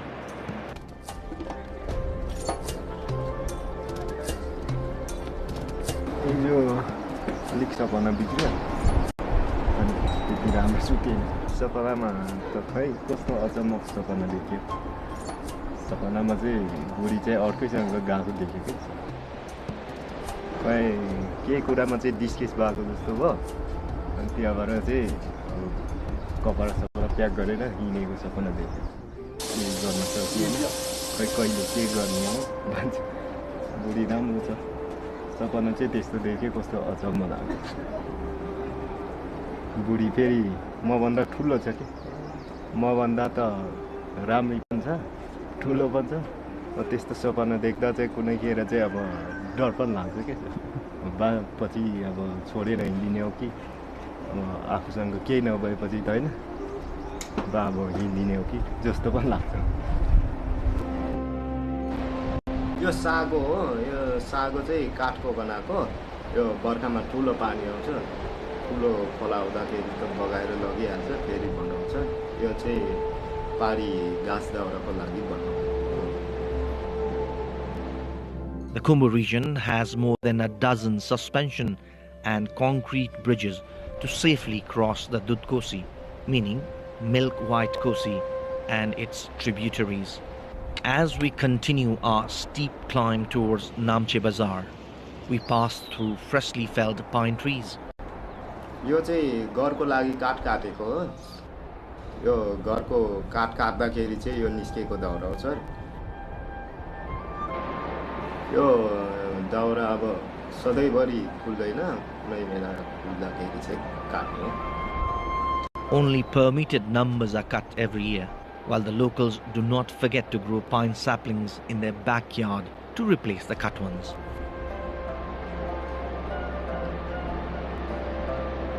This is the entry point of Sagarmatha National Park, a buffer zone guarded by Nepal Army. The small hamlet of around 200 houses is no less than a modern town as we venture around the next morning with Ram. We not only discover Ram's free-of-cost night laws, but also a secret tavern where porters gather to gamble.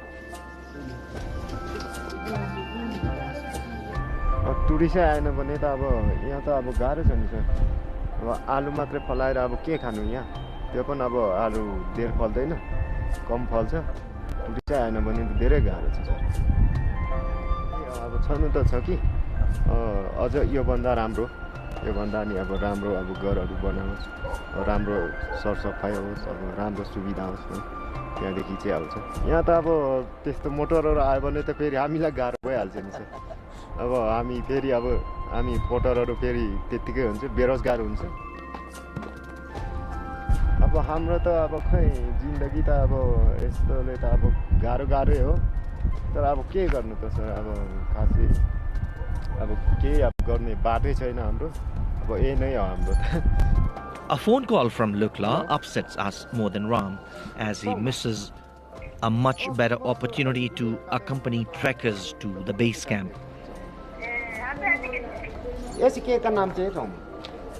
The weather remains unfavorable as we fail to catch a glimpse of the Mount Everest. With a bit of dejection for not being able to see the roof of the world, we start our journey back to Lukla. On the way, Ram gives us a good news. He got another lucrative trip. अब चाहिँ अलिक चाँडो जानु पर्ला हो sir अब आजै म फेरि फर्केर नाम्ची पुग्नु पर्ने छ. Back at Lukla, Ram prepares himself for the 14-day trip to the base camp with high hopes for making decent earning. It's time to part now as Ram bids us goodbye in a haste in Lukla to make his dream come true. A roof for his wife and education for his little princess.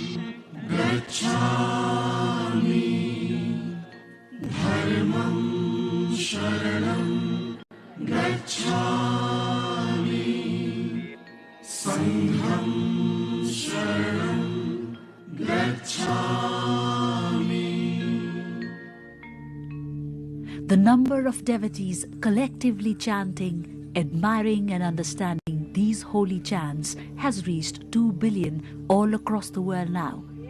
This implies that the population following Buddhism is increasing by the day. Buddhism rests upon the principle that one must be empathetic, kind, and exonerate towards all living beings.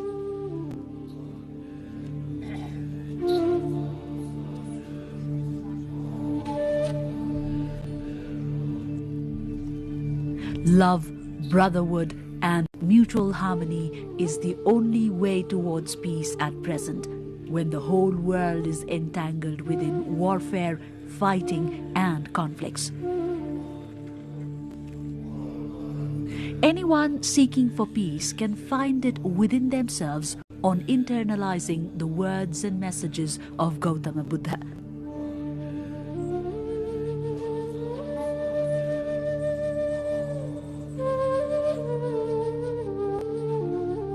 Gautama Buddha, also known as the Light of Asia, established himself as the preacher of Buddhism and enlightened the whole world with his message of peace, awareness, kindness, and wisdom.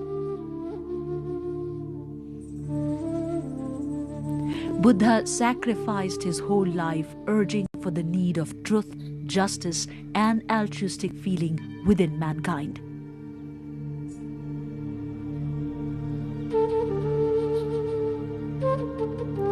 Gautama Buddha was born in Lumbini. It lies in the western part of Nepal in Rupandehi districts of the Lumbini zone. Lumbini has been protected under the World Cultural Heritage Site since 1997 AD.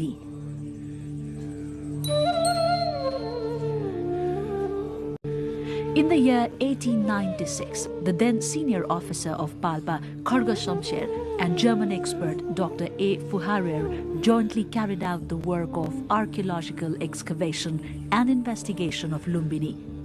After some period, archaeologists located the commemorative Ashok pillar erected by King Ashok of India during ancient period. With such facts coming in front, Lumbini caught attention of the people all around the world. Among the most significant heritages of Lumbini are Ashok Pillar and Mayadevi Temple. It is believed that Mayadevi gave birth to Siddhartha Gautam in 623 BC at the very spot where the temple is located at present. The then Mayadevi temple, however, remains only in the pictures and in imaginations. Renovation and repair works have already changed the original structure of the temple. Nevertheless, with the new structure, this temple has embraced a divine outlook in it. Not only the temple, but the whole Lumbini region is in the process of planned reconstruction and development. The visit of the then General Secretary of the United Nations Organization, U Thant, in the year 1967 brought together the notion of Lumbini Area Development Project. Under a master plan of the Japanese archaeologist Professor Kenzo Tange, the project was initiated in the year 1978. Lumbini Area Development Project Master Plan spreads in the area of 3 miles. Major attraction of this project is the Mayadevi temple premises. This holy garden has emerged as a peaceful, religious and spiritual hub as well as the center for tourists.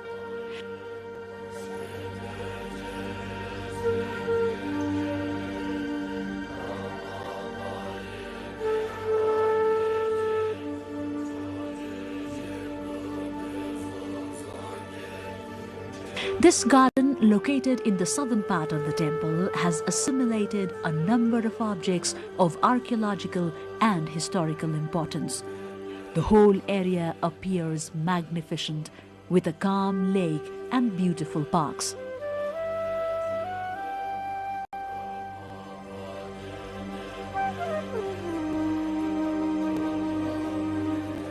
The temple displays numerous artifacts built in different centuries. These works shed light upon the historical importance of the temple.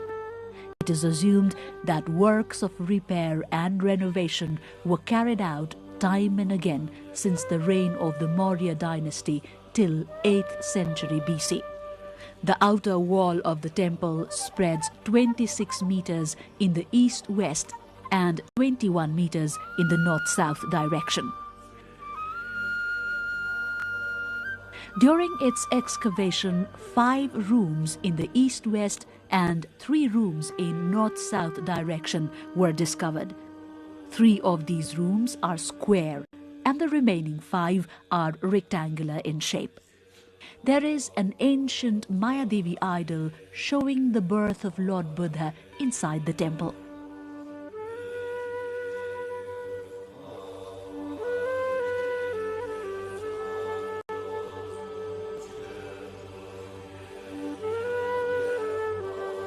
This idol is also known as the birth idol.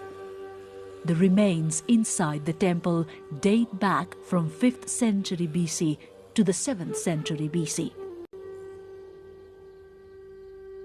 Marker stone, alias birth stone, is placed safe above a Maurya period brick inside a deep room. This clearly depicts the exact place where Lord Buddha was delivered. This stone is around 25 steps north of the Holy Lake. Other evidential objects uncovered from excavations are kept as it is for devotees and other tourists to explore and to study.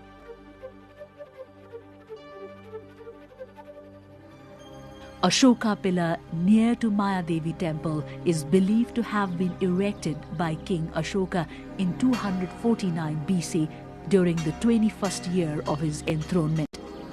The Utkirna stone inscription engraved in this pillar in Brahmi script is a historical proof that Lord Gautama Buddha was born here. This is the most reliable historical and archaeological archive to learn about the birthplace of Lord Buddha as well as to explore Lumbini itself. A 5-stanza writing of 90 words written in Brahmi script, the first script that Buddha learned, is engraved in this pillar. Archaeologist Dr. A. Fuhara verified the writing in 1896 AD.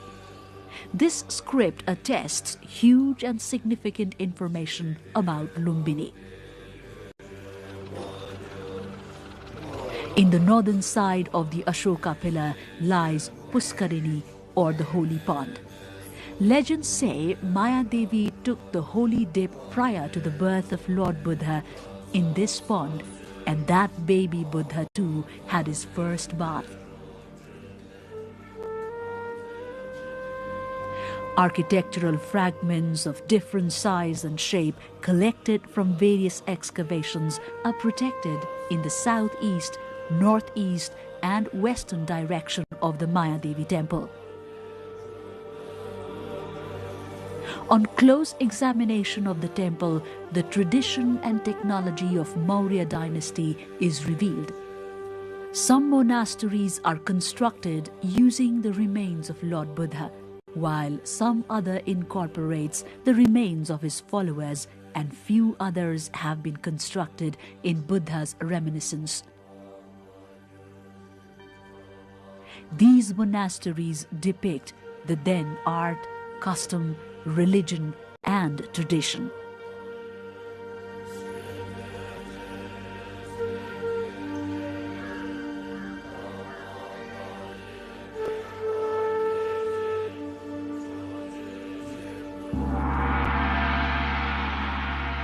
In the northern side of the Holy Garden, towards the center, lies the eternal peace flame, the peace bell, and a 3-kilometer long and 16-meter wide canal. One can also view the World Peace Pagoda from here.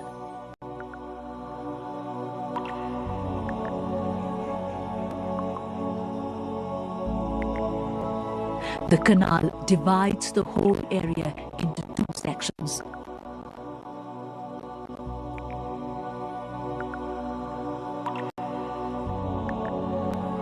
Towards the eastern monasteries, 13 plots are designated to Thar Buddhist and 29 plots are allocated to Mahayani Buddhist in the western monasteries.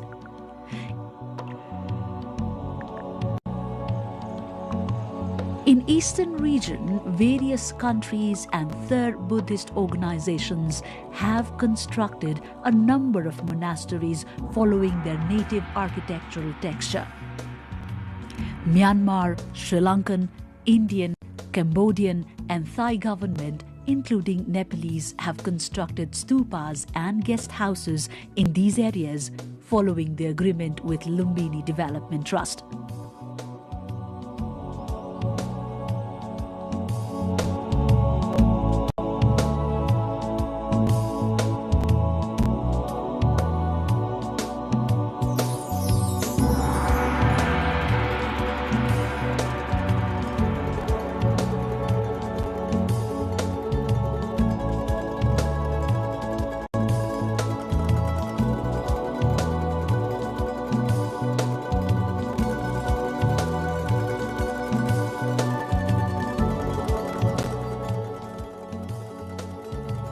Similarly, most of the western plots have been occupied with similar stupas, monasteries, guest houses and meditation centers constructed by various organizations or Government of Nepal, China, Vietnam, France, Japan, Austria, Bhutan and Mongolia, among other nations.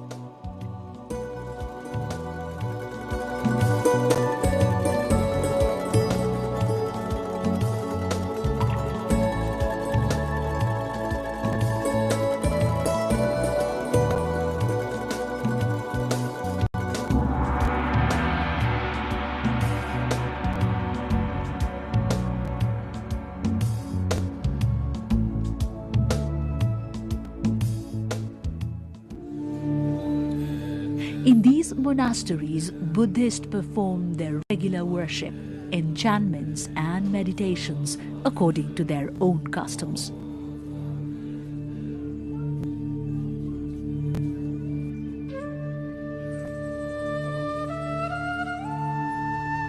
In the northern side of the new Lumbini village area is the 41.5 meter long and 49 meter cylindrical World Peace Pagoda. Fujiguru of Japan is said to have constructed similar pagodas in different locations all over the world during his journey of finding peace. World Peace Pagoda was designed by Japanese architect Dr. Minoru Ohuka. This pagoda came into operation since 1995. Built in traditional Japanese design, the upper part of this pagoda holds metallic artifacts exhibiting the birth of Lord Buddha.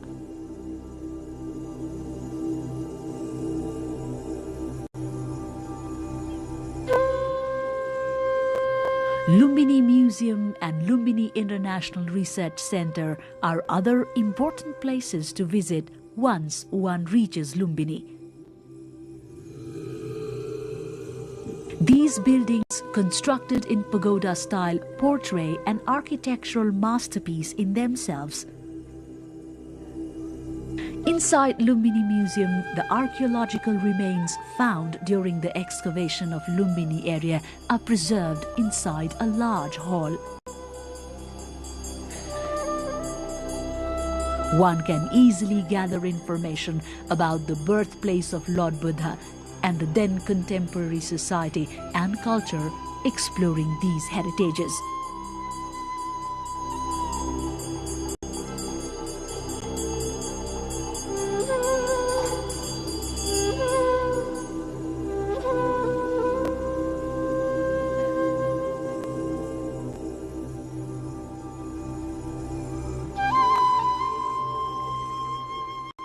Within the building, designed by Professor Kenzi Tange himself, Lumbini International Research Center has been established.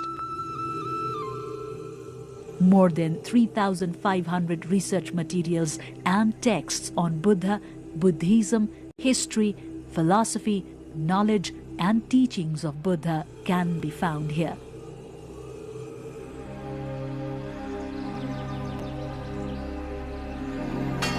For the visitors' comfort, the center has provided the facility to read texts on different languages, including Sanskrit, Chinese, Japanese, Turkmen, Burmese, Thai, Nepali, and Nepal languages.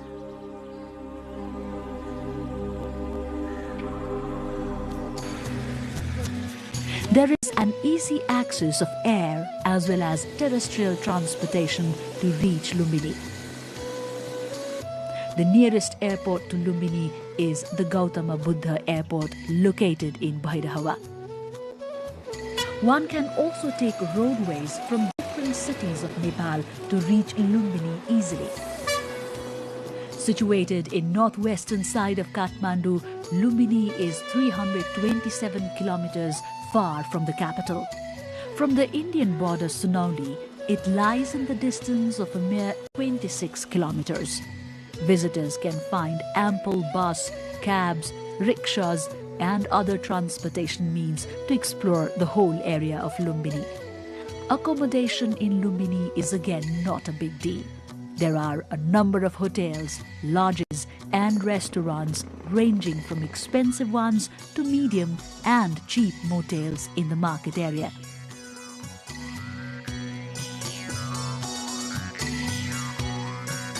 Within Lumbini area also, one can easily find guest houses, monasteries and stupas constructed to accommodate the visitors.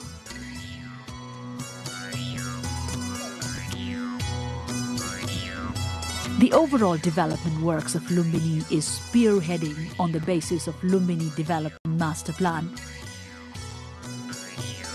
Lumbini Development Fund is effortful to accomplish Lumbini Development Master Plan and to protect and preserve the overall Lumbini area.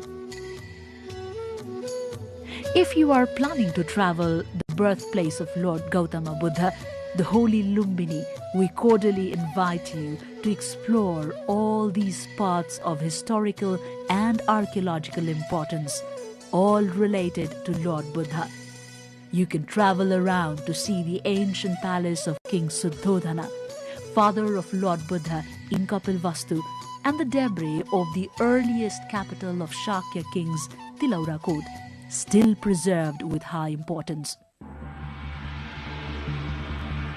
This palace is located around 27 kilometers far from Lumbini. Lord Buddha, as the prince, spent 29 years of his life in this palace. Prince Siddhartha Gautama abandoned the royal livelihood in search of Mahanirvana, or enlightenment.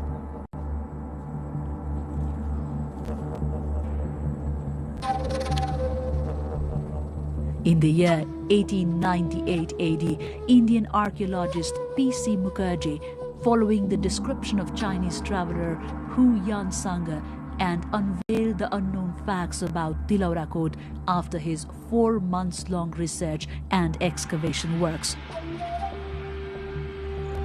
He mentioned that the Tilaurakot palace stretched in the area of 1,700 feet north-south and 1,300 feet east-west direction, was surrounded by walls up to 8 to 12 feet.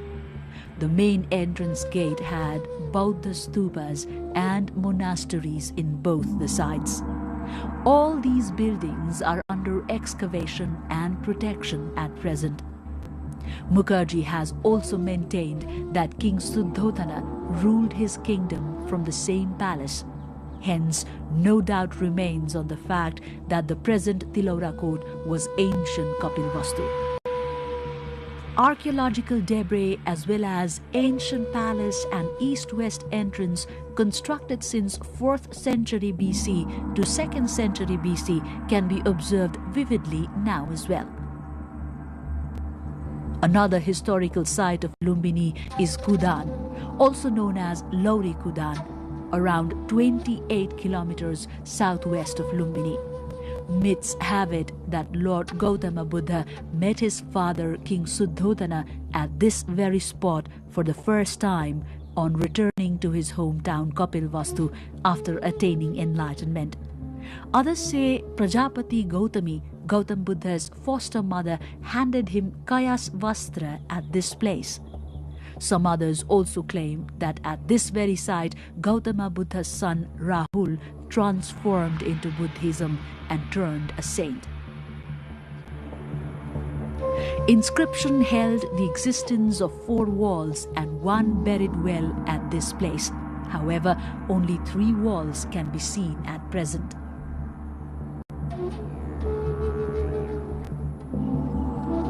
According to Dewala Mitra, on the southern side of this lies one rectangular wall, and another wall has a snake temple on the top of it. In the largest wall, located at northeast direction, idol of Lord Shiva and the remains of other idols can be seen at the top.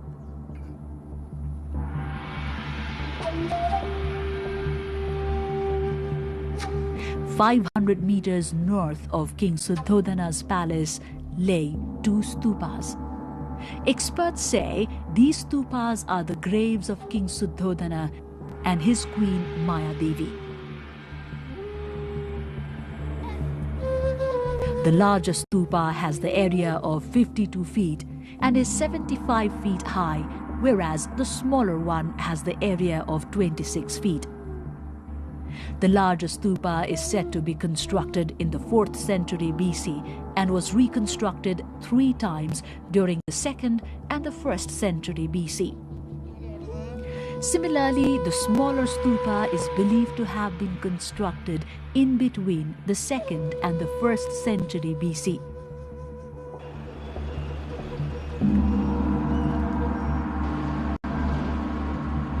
Devadaha, that lies in Bhawanipur of Rupandehi, is said to be the maternal home of Siddhartha Gautama. Inscriptions say that Siddhartha Gautam spent 7 years of his childhood in Devadaha. Also, it is believed that he, upon attaining enlightenment, paid a visit to Devadaha. Devadaha is also popularly regarded as the maternal home of Queen Maya Devi, Queen Prajapati, and Princess Yasodhara. 10 idols are established in a single row in the eastern wall. However, the structure of all other idols besides one of the sun god in the center is unclear. This place, serving as an open museum, still needs a rigorous research and study to explore more about Kolya Kingdom. Ramgram Monastery has been constructed in the sidelines of Jharahi River towards 4 kilometers southeast of Parasi of Nawalparasi district.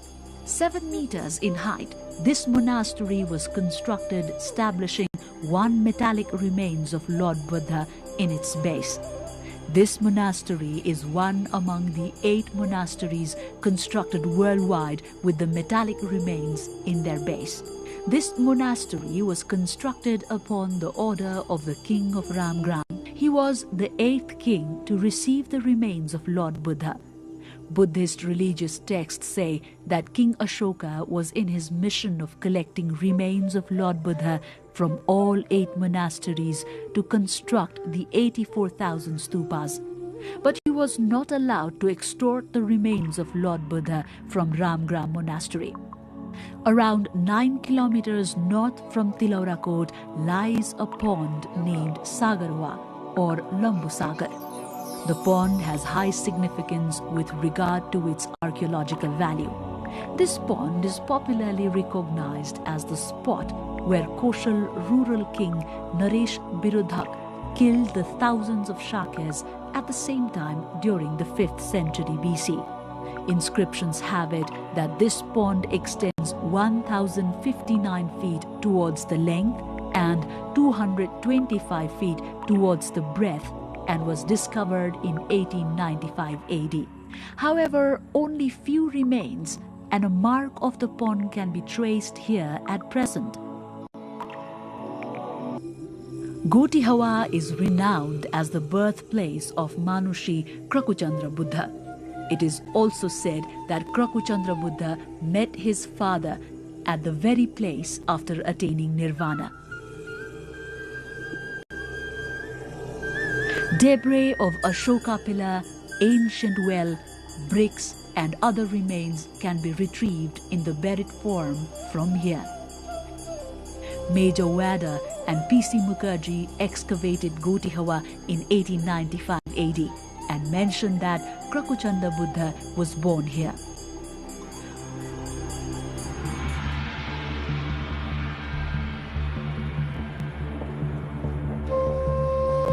Aurora Court is an ancient town situated 8 kilometers northeast of Taulihawa. Aurora Court is regarded as the location of Kanak Muni Buddha, but scientific research is necessary to trace further facts of this town.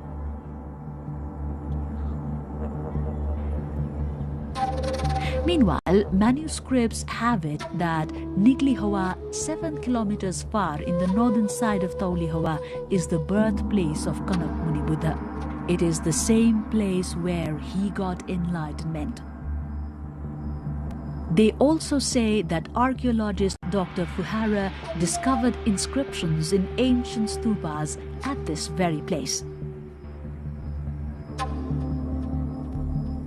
In the western side of Nigli Sagar, one of the Ashoka pillars can be seen in 2 pieces.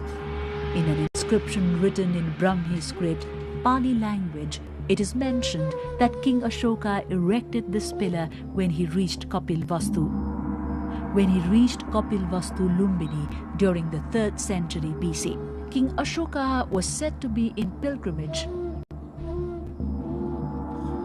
These pillars, 15 feet long, have engraved figure of peacock in one of the pillar and another has Om Mani Padme Hum carved in it. This holy land of Buddha has a large number of places and objects of historical and archaeological importance. Many are still under the grave of Mother Earth, left to be extracted and excavated.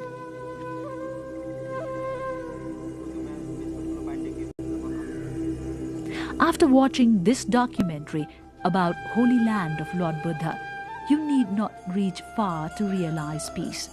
Reaching this sacred birthplace of Lord Buddha will be enough to experience eternal peace. This holy land is the source of world peace.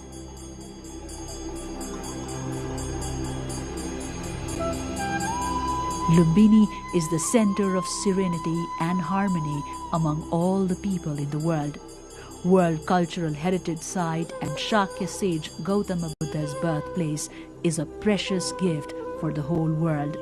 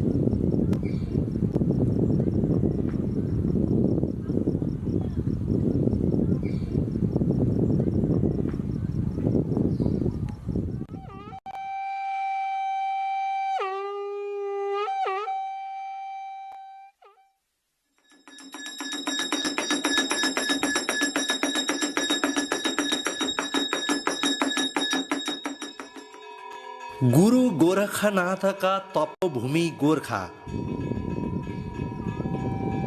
उनकै अनुयायी कन्फट्टा जोगीको रूपमा चिनिने नाथहरूले नाद बजाउँदै कार्तिक र चैत महिनामा राति लगाउने फेरी परम्परा।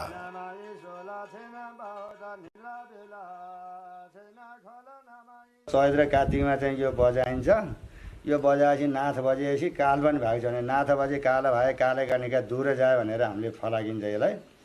यो कृष्ण सागरको सिङ हो। अब यो चैत्र कार्तिकमा बजाएपछि भूत पिचास मरी मसान सबै टाढा जाओस् भागोस् भनेर राति राति हामीले यो काम गरेर हिँडेको हो।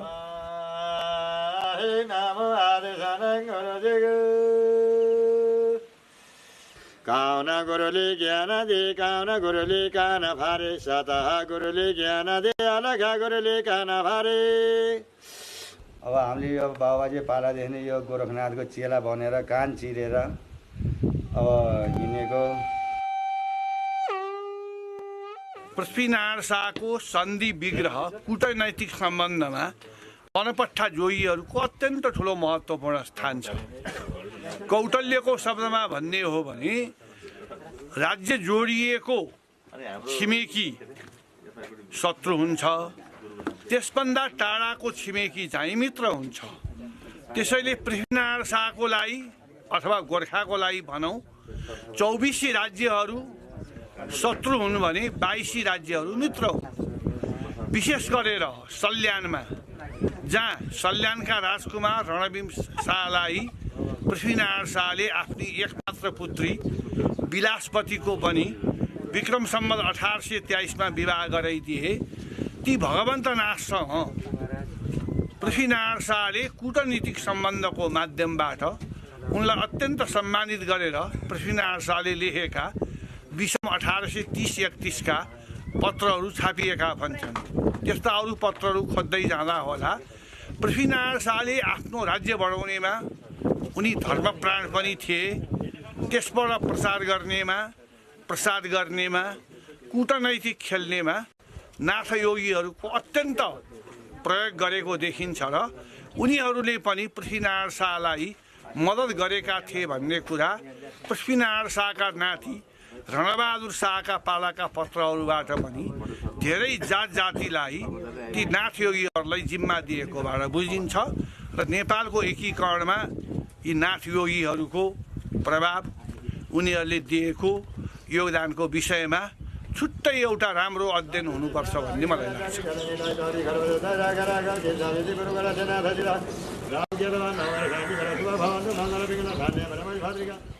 अब बिहानमा चाहिँ फेरि सब सिधाहरू बनाइदिनुहुन्छ। यो के अरे ग्रह शान्ति होस् भनेर हामीले त्यसको मन्त्र पढेर सबै हामीले यो हिँड्नुपर्छ।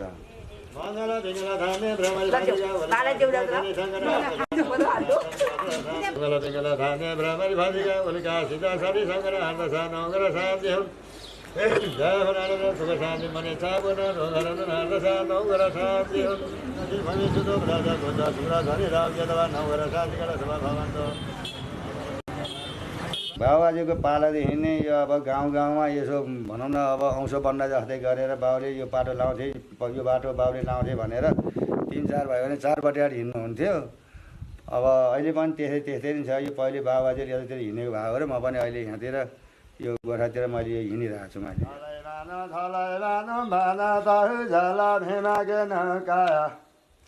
कायाना कोठारे मघा भारी भाजा सातो नगरेका पनि सोधरे माको नाराज।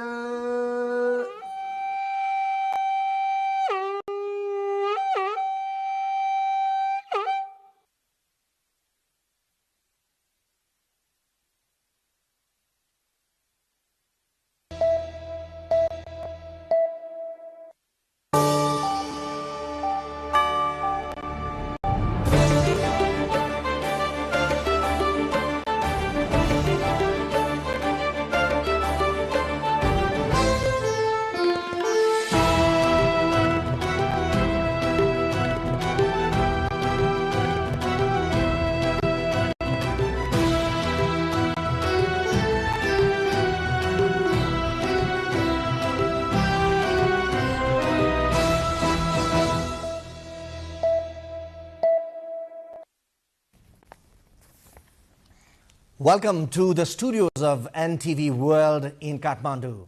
Public Service Broadcasting PSB Nepal's new initiative to make Nepal more visible and audible to the global audience. Welcome on board.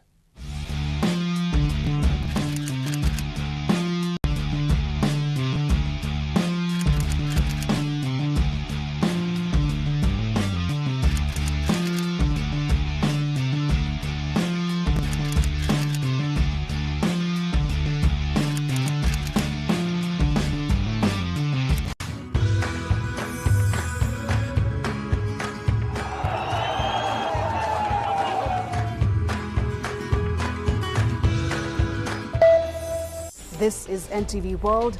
Facts that speak, insights that matter. Telling the stories of a changing planet. NTV World, Nepal's perspective to the world. Exploring the heartbeat of Nepali creativity. This is NTV World. The power of story shaped by technology. NTV World. Unearthing Nepal's hidden heritage. Discovering the timeless Nepal. Telling stories that endure across centuries. Where culture breathes, stories bloom.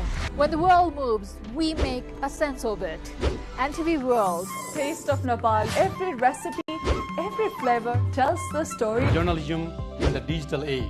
Fast, focused, verified. Stories hold power. Stories reflecting life. Stories of the hinterlands. Reporting for Public Service Broadcasting. Reporting for NTV World. This is NTV World. Welcome to News Hour. This is NTV World. Welcome to Primetime News. One story at a time. Crossing borders, connecting voices, where Nepal meets the world in dialogue. This is NTV World, Nepal's perspective to the world. Voices that connect Nepal to the world, bringing perspective, region and relevance to every story. NTV World, Nepal's perspective to the world. Stand by. Mic is on. 3, 2, 1, cue. We are NTV World.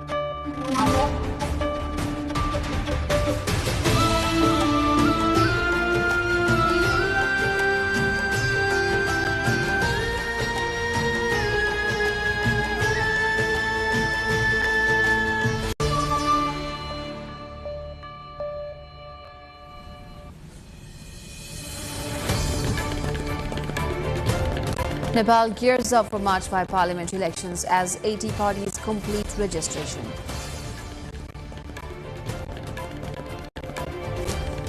Nepal launches major electricity project in Navalparasi to strengthen national grid. Fourth Nepal Youth Entrepreneurs Summit kicks off in Kathmandu to empower young entrepreneurs. Major Hong Kong apartment fire kills 13, including a firefighter. 700 firefighters tackled the blaze.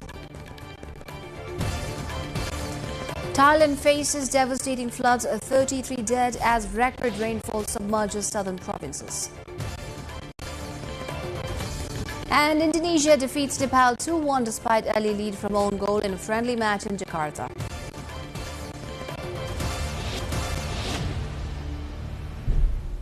Hi, I'm Smita Gising Tamang and this is NTV World News Hour, bringing you live updates from Kathmandu at 2200 hours Nepal time. Now the news in detail. Nepal's political map is changing once again ahead of March's parliamentary election. From just 9 parties in the country's first democratic vote in 1959, more than 106 parties are now contesting this year's race. Analysts say the surge reflects decades of splits, mergers and realignments, but warn that only a handful will qualify as national parties. Even factions that broke away from the UML and Maoist camps have now regrouped under broader left alliances. Experts caution the proliferation fuels Nepal's chronic coalition politics, leading to unstable governments, shifting alliances and parties that often fail to survive beyond a single election cycle. In western Nepal, work has begun on a major electricity infrastructure project aimed at improving long-term energy supply.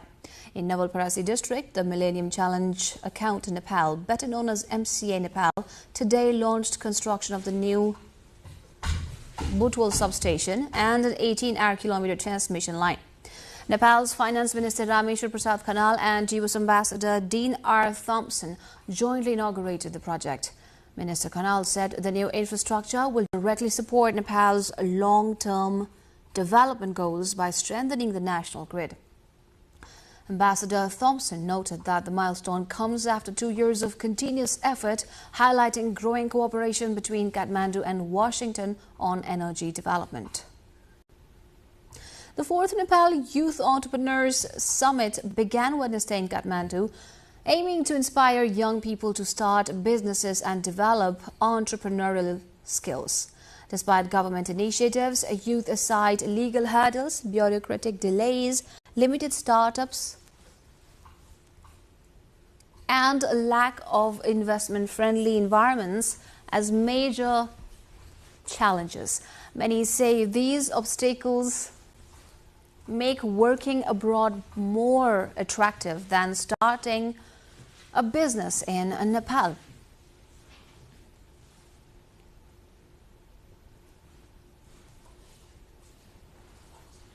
The government has introduced programs including interest-free startup loans up to 2 million rupees, but only a few benefit. Organizers stress the need for policy reforms and wider access to resources to encourage youth entrepreneurs across the country.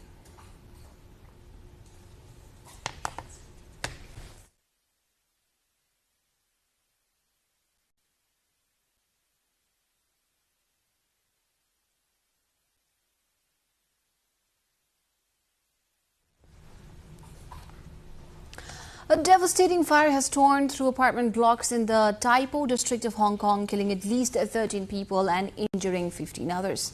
More than 700 firefighters have been deployed to tackle the massive blaze at Wong Fuk Court, which houses approximately 4,600 residents. The fire has been classified as a level 5, the highest severity in Hong Kong, and firefighters continue to battle the flames as dozens of fire trucks remain on site. Tragically, a 37-year-old firefighter has died while trying to control the fire, with the government praising his bravery and dedication. As the situation unfolds, residents have expressed concern after losing contact with relatives inside the buildings. Local authorities are working to provide assistance, with many evacuees waiting for updates and help. The fire marks one of the most severe residential fires in Hong Kong in recent years, prompting widespread calls for improved safety measures. Parts of Thailand are battling record-breaking floods that have killed at least 33 people, triggering a major military-led rescue operation. 10 southern provinces are underwater, with Hat Yai recording its heaviest rainfall in 300 years. Vehicles and homes are submerged as residents wait for rooftop evacuations. The same weather system is battering the region. Vietnam has reported 98 deaths, while more than 19,000 people in Malaysia have been displaced.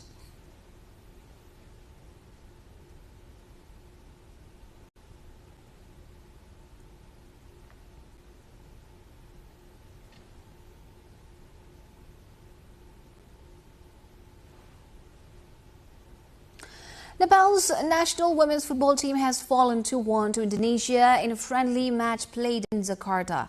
Nepal had taken an early lead after an Indonesian defender scored an own goal while clearing Bimala BK's header, but the hosts struck back with 2 goals to secure the win. Despite dominating possession, Nepal failed to convert key chances. This is the team's second meeting since Nepal beat Indonesia 2-1 in the 2019 Olympic qualifiers, though star striker Sabitra Bandari was absent this time due to injury. Nepal's biggest youth entrepreneurs summit opens in Kathmandu, but young innovators say doing business at home is tougher than ever. We'll look at what's driving youth and what the government is promising to change in our cover story.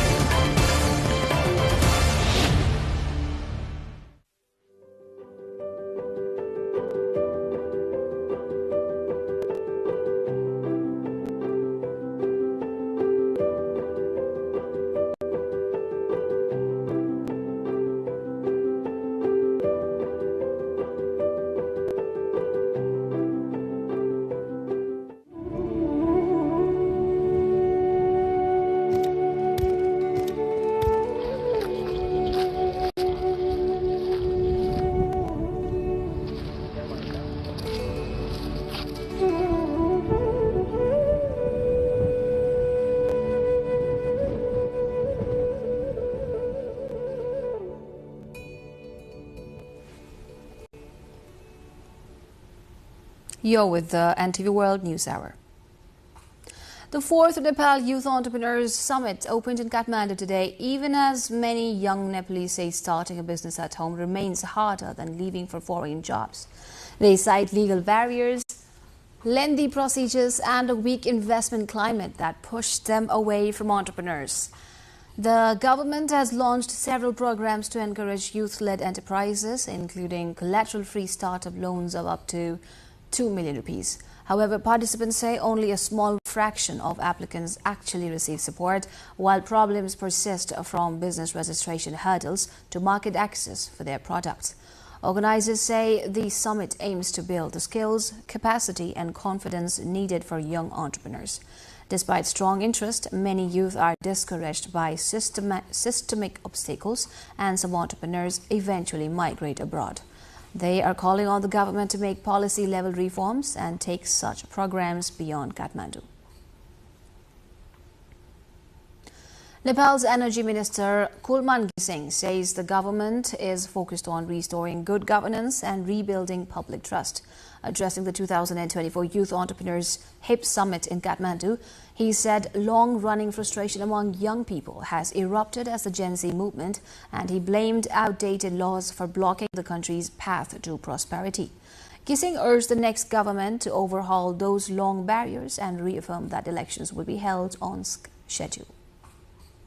अहिले निर्वाचनमै देश बनेको छ, सबैजनाले इलेक्सनमा भाग लिन्छु भनेर आएको छ। यो सबभन्दा खुसीको विषय हो। अब इलेक्सन हुनुपर्छ। कुनै पनि हालतमा नेपालमा तोकेको समयमा इलेक्सन हुन्छ, हुनुपर्छ र यो समय अब सबैले आफ्नो बुद्धि विवेक लगाउने समय हो। जुन बेला बुद्धि विवेक लगाउने समय आउँछ त्यसबाट हामी पछाडी हट्ने र त्यो समय अवसर गुमेपछि अनि बोल्दै हिँड्ने यो पनि भएन, यो गरेन भन्ने होइन। Rashtriya Swatantra Party Vice President Swarnim Wagle added that public discontent is rising because economic aspirations remain unmet, stressing that good governance and corruption control are essential. Nepal's young entrepreneurs gathered in Kathmandu for the 4th Young Entrepreneurs HIP Summit on Wednesday. Some young Nepali entrepreneurs urged for the flexibility of the foreign investment by Nepali tech companies. Virat Anupam brings you more. Nepal's young tech startup operators are urging government to make legal provision to expand investment abroad. Previously, Nepali stakeholders prevented Nepali investors to invest abroad, fearing possible capital flight and foreign reserve loss. However, on May 20, 2025, Nepal's House of Representatives approved the Foreign Investment by enacting Improving Economic and Business Environment and Enhancing Investment Act 2025. This act had revised old Foreign Exchange Regulation Act 2019 and the Foreign Investment and Technology Transfer Act 2019. Still, Nepal's IT industry is facing hurdle to invest abroad. अन्तर्राष्ट्रिय स्तरमा का IT उद्यमीभन्दा कुनै किसिमले कम छैन हैन यहाँ हाम्रो IT का विज्ञहरू कुनै किसिमले कमी छैनन् तर उनीहरुलाई छ नि हामीले हातखुट्टा बाँधेर एउटा कोठामा थुनेर राखेका छौं हैन उनीहरुले नेपालको आईटी स्टार्टअप कम्पनी र उद्यमी भारतको बेंगलोरको आईटी स्टार्टअप उद्यमी भन्दा कुनै किसिमले कम छैन तर त्यहाँको आईटी उद्यमीले त्यहाँको अवसर प्राप्त गर्छ र उसले चाहिँ सक्सेस पाउँछ यहाँ चाहिँ हामी हातखुट्टा बाँधेर कोठामा राखिदिन्छौं अनि उ चाहिँ धेरै मेहनत गर्छ अनि मात्रै उ सक्सेस हुन सक्छ तर धेरै जना त्यो स्ट्रगलमै उनीहरु चाहिँ हार मानेर विदेशतिर फर्किन्छ. There is no official startup data in Nepal. Stakeholders say Nepal's failure rate of startup is 90%, which is far more than India's 70% within first couple of years of operations. Nepal government has made policy to support startup initiative through dedicated institute, Industrial Enterprise Development Institute. The institute gives 2.5 million rupees loan for 5 years without collateral deposit in 7 categories that include IT, energy, agriculture, tourism, minerals among others. अहिलेको म कन्टेक्स्टमा कुरा गर्छु जस्तो यो तेस्रो सिजनको हिजो भर्खर closing date थियो हामीले 21 दिनको सूचना निकालेर कार्तिकको 19 गते 21 दिनको सूचना निकालेर हिजो 9 गते चाहिँ क्लोज गरेको र विगतको 2 वर्ष र अहिले तेस्रो वर्षमा आउँदै गर्दाखेरि धेरै उत्साहपूर्ण एप्लिकेसनहरु आएको छ. Nepal issued Startup Enterprises Loan Operation Procedure 2024 to encourage startups and youth entrepreneurship. Still, experts pinpoint the lack of practical translation of the procedures. With camera person Samir Thapa, Virat Anupam, reporting for Public Service Broadcasting, NTV World, Kathmandu. At Nepal's Youth Entrepreneurship Summit, we asked young participants a simple but revealing question. What is the very first hurdle to becoming an entrepreneur in Nepal? The answers paint a stark picture of the barriers standing between ambition and opportunity.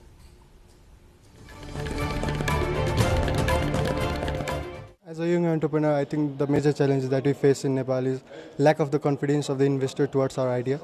And the financial reason is also one of the main thing that is holding us from launching our ideas as well.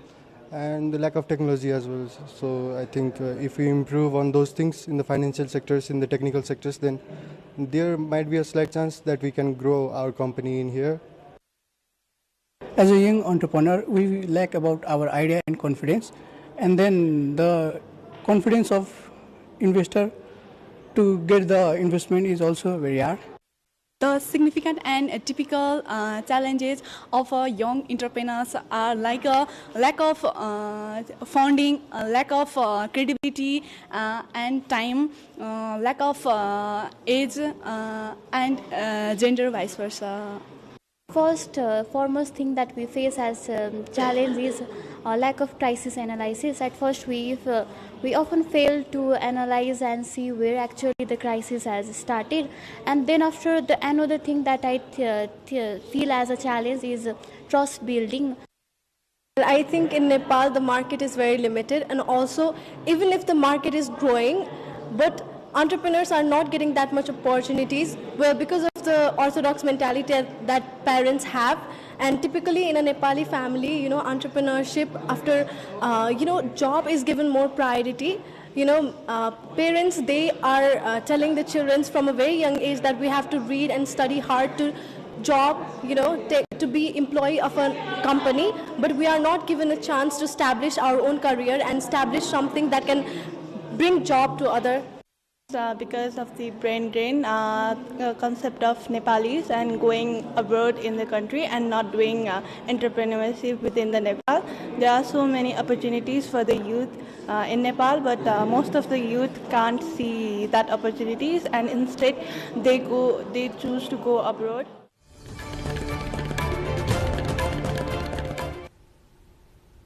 Time for another break. We shall see you at the other side with remaining updates.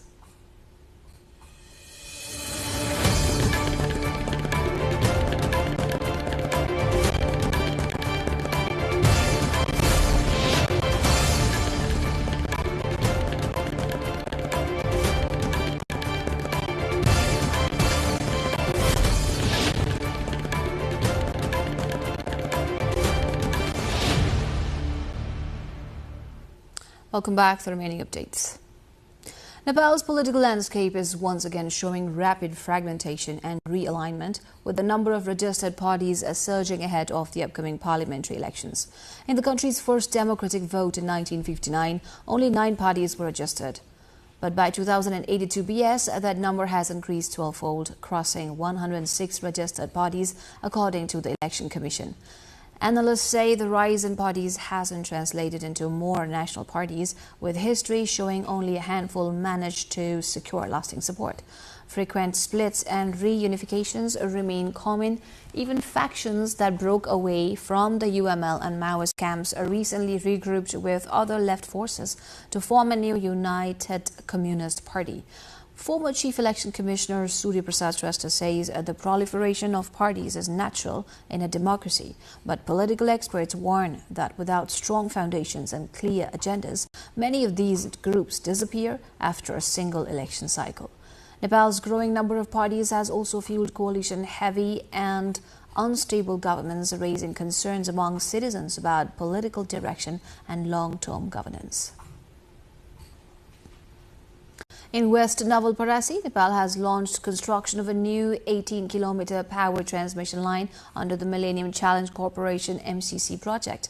Finance Minister Rameshwar Prasad Khanal and US Ambassador Dean R. Thompson jointly inaugurated the work today in Sunwal. Minister Khanal praised US cooperation, saying the MCC compact will play a critical role in Nepal's economic growth, and stressed that with less than 3 years remaining, the project is being pushed forward with urgency. He said the line will strengthen Nepal's internal power supply and boost the country's presence in the South Asian energy market.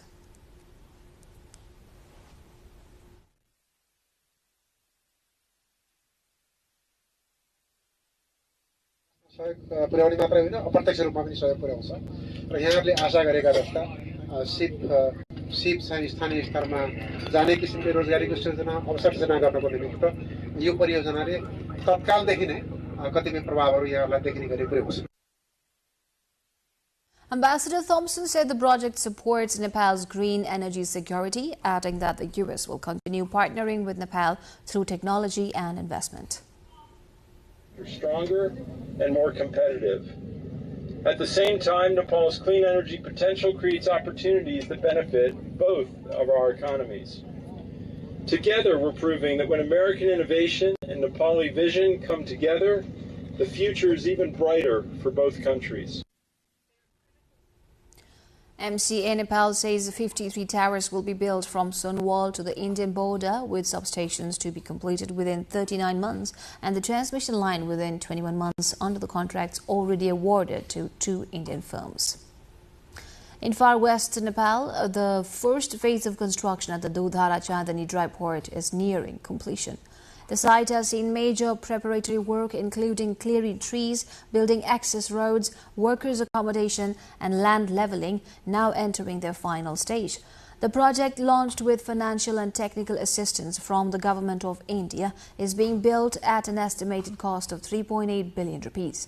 Nepal and India signed the agreement to construct the dry port on June 1, 2023, with the goal of completing the facility within 3 years. According to Nepal's Intermodal Transport Development Committee, Nepal has already finished all tasks required from its side within the 2 years since the agreement was reached. With early stage work now complete, customs waivers and import permissions for construction materials have been approved, paving way for full-scale construction to begin soon. Tension flared in Dangadi as CPN-UML leader Mahesh Basneth arrived in the city. A group of Gen Z youth staged a placard protest near Hasanpur, triggering a brief clash between UML supporters and the demonstrators. Gen Z leaders say several protesters under police protection sustained minor injuries. Basneth is in Kailali to address the National Youth Awakening Assembly organized by the UML Aligned Youth Association.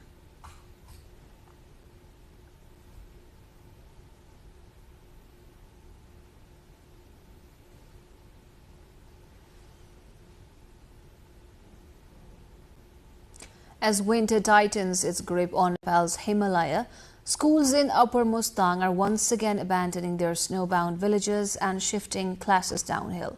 Several community and monastic schools from Lomantang and Lo Gekar, Damodar Kunda have relocated to Pokhara and other lower settlements, seeking safety from extreme cold and heavy snowfall that routinely disrupts education in the high altitude region. Here's a report. With winter setting in, several schools in the upper Himalayan district of Mustang have been relocated to Pokhara to escape extreme cold and heavy snowfall. Community and monastic schools in Lomanthang and Lo Ghekar Damodar Kunda have shifted classes to lower, warmer areas for the next 6 months.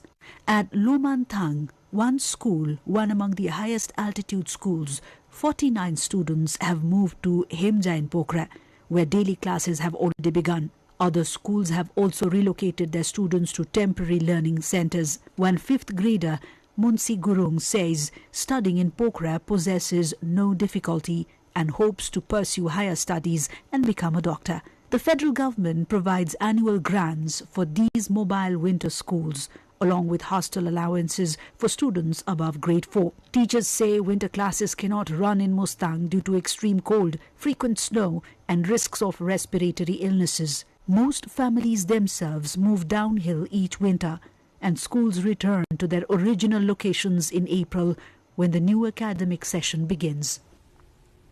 New data from Nepal police shows depression as the leading cause of suicide, with men significantly outnumbering women. Regionally, Koshi province records the highest number of cases. Officials cite growing economic pressures, family tensions, and mental health issues as key drivers. Psychiatrists warn that modern pressures, including social media comparisons, may intensify feelings of inadequacy, particularly among youth. Statistics show more boys than girls are taking their own lives, often triggered by academic or social pressures. Police stress that family support and strong community ties are essential in prevention, urging early intervention when abnormal behavior is observed. Experts recommend counseling and treatment to address mental health concerns before they escalate. In Nepal's remote northwest, the pristine Shefoksundo Lake, a stunning Y-shaped turquoise high-altitude lake, has become an increasingly popular destination for both domestic and international trekkers.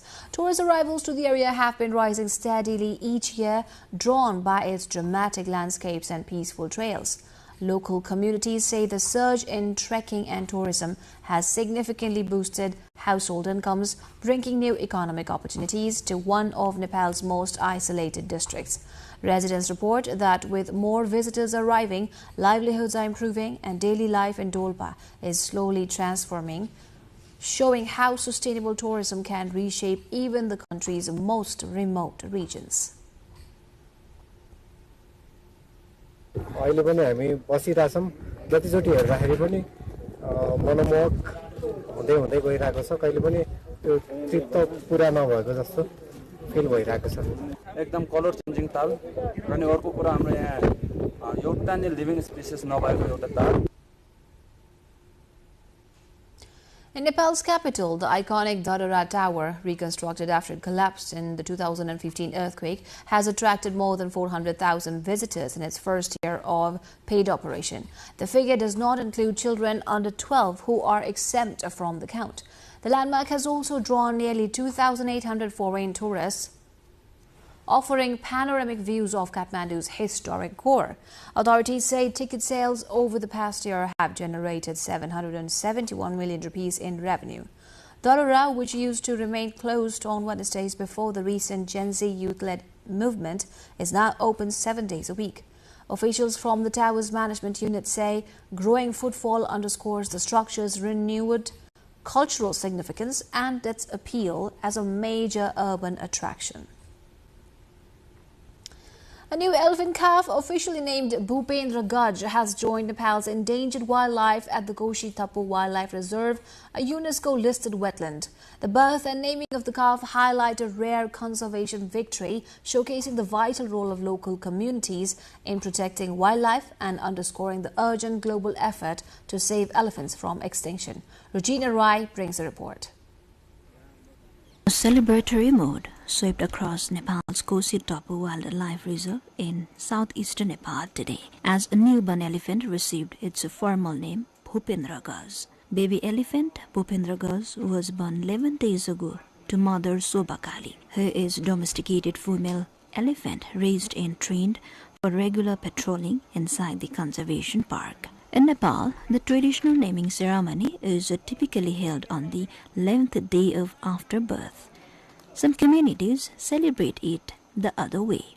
The latest birth has brought a renewed sense of pride to Nepal's conservation community. Shobha Kali, stationed at the Bhagalpur sector on the Udaipur side of the reserve, is already known among conservation teams for her role in security, patrols and habitat management. She previously gave birth to 2 female calves, Lakshmi and Koshi Kali, making this her 3rd offspring. The naming ceremony drew the presence of key conservation stakeholders, Koshi Province head of the National Trust for Nature Conservation, among others. Local residents and wildlife enthusiasts also joined the event. Koshi Thapu Wildlife Reserve currently has 15 elephants. The birth of Bhupendra Gaj is not only a matter of joy, but a reminder of Nepal's continued success and commitment in safeguarding its endangered species. It also shows an example of how a community-driven approach is helping Nepal's conservation efforts, showing example of coexistence of human and animal. Lined up are updates from across the world, but before that, a quick recap of the headlines. Nepal gears up for March 5 parliamentary election as 106 parties complete registration.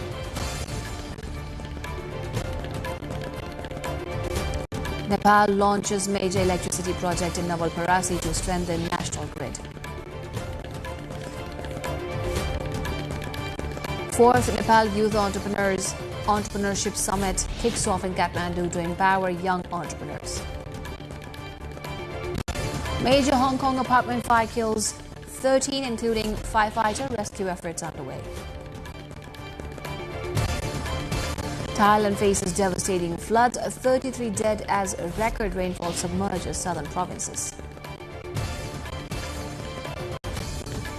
And Indonesia defeats Nepal 2-1 in friendly match despite early lead from own goal.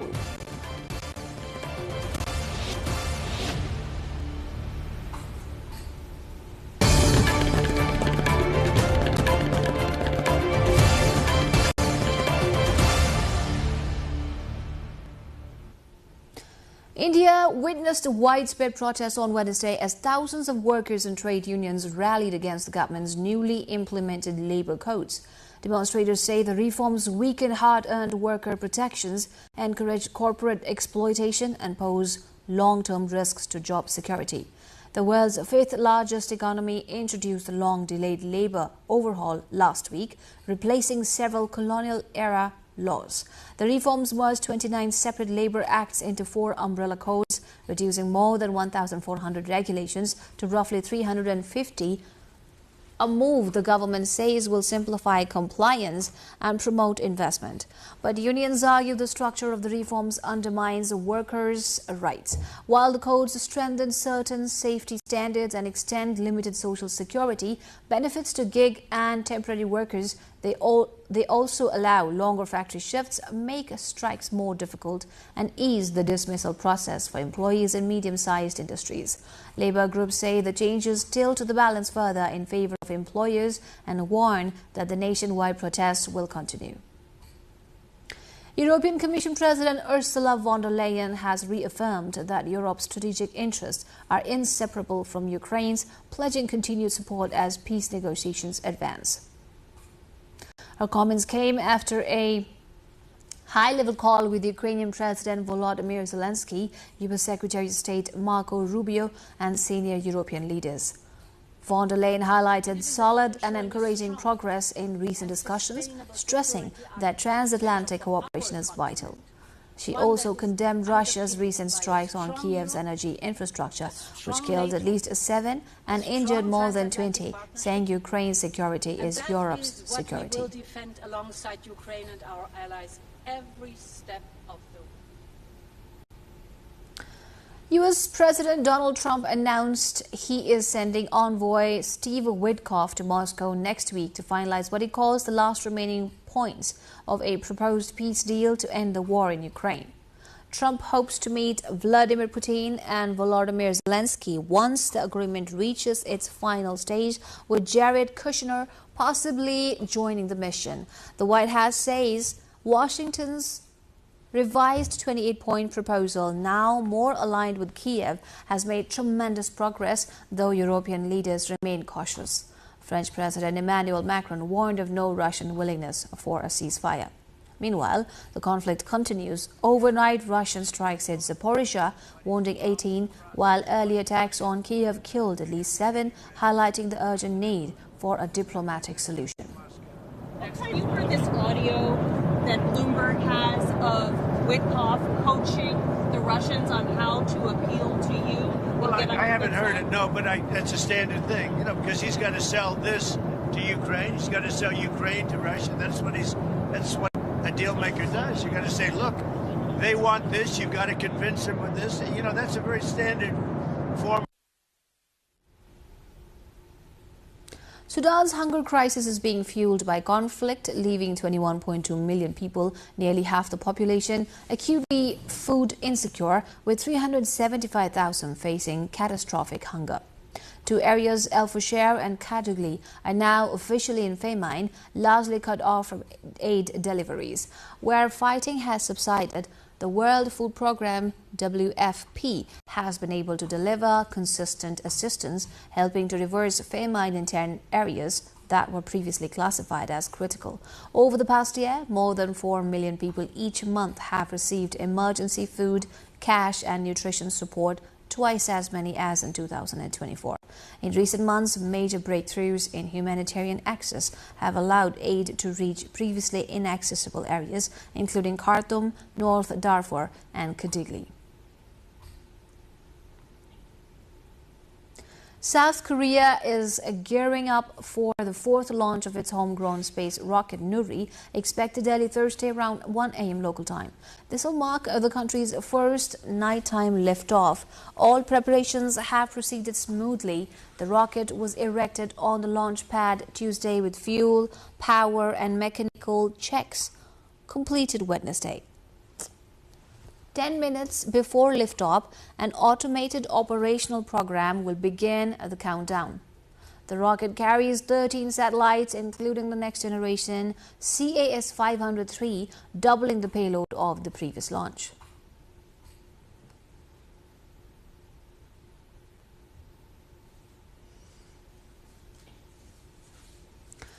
Residents in Japan's Aso area, Kumamoto Prefecture, are being urged to stay cautious after a magnitude 5.8 earthquake struck Tuesday evening.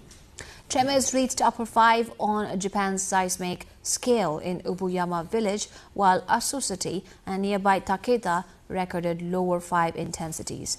Seismic activity continues with 29 aftershocks of intensity 1 or higher recorded by Wednesday morning, including one at intensity 4 late Tuesday night. The Japan Meteorological Agency warns that similar quakes have struck the region in succession before, urging residents to remain alert for up to a week. Authorities also caution about possible landslides and falling rocks, especially with rain forecast in the area.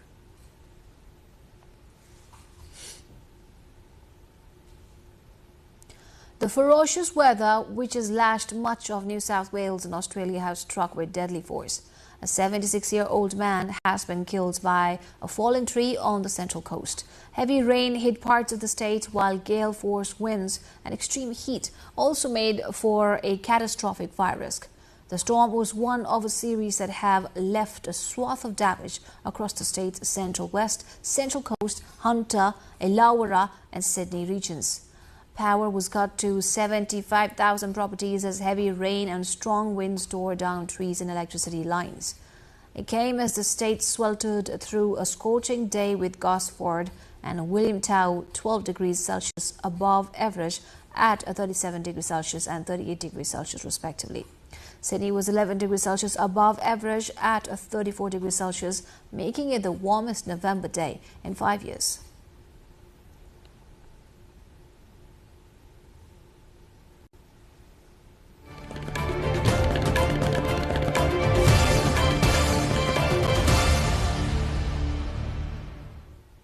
Let's have another break before we move into the updates from business and sports arena.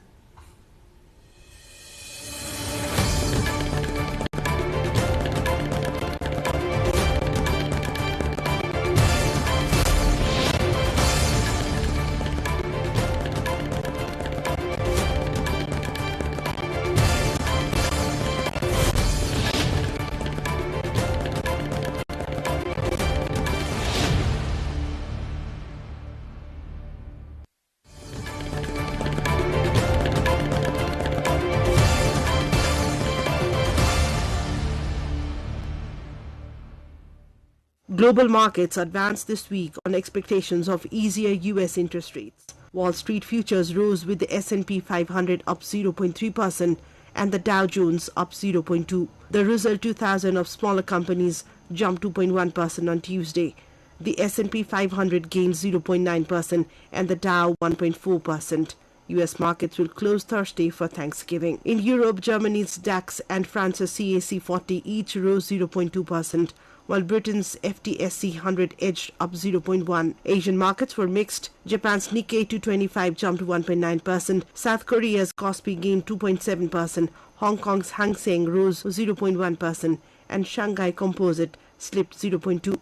Alibaba shares fell 1.9% after a weaker than expected profit. Australia's S&P ASX 200 climbed 0.8% and New Zealand's S&P NZX 50 rose 0.6%. Following a rate cut. Investors remain optimistic that looser U.S. policy could support global growth.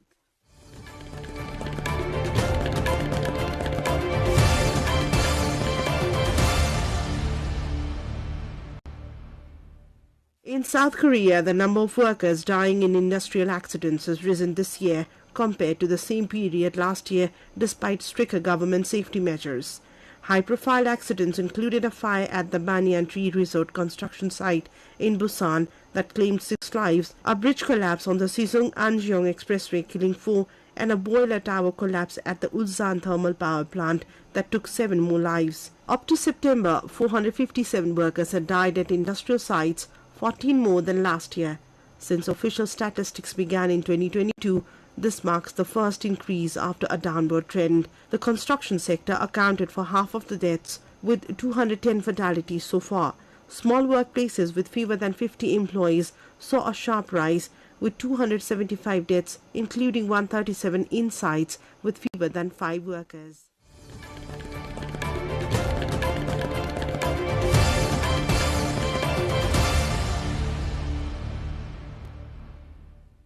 Vietnam's digital economy is projected to reach $39 billion in gross merchandise value by the end of 2025, marking a 17% increase from 2024.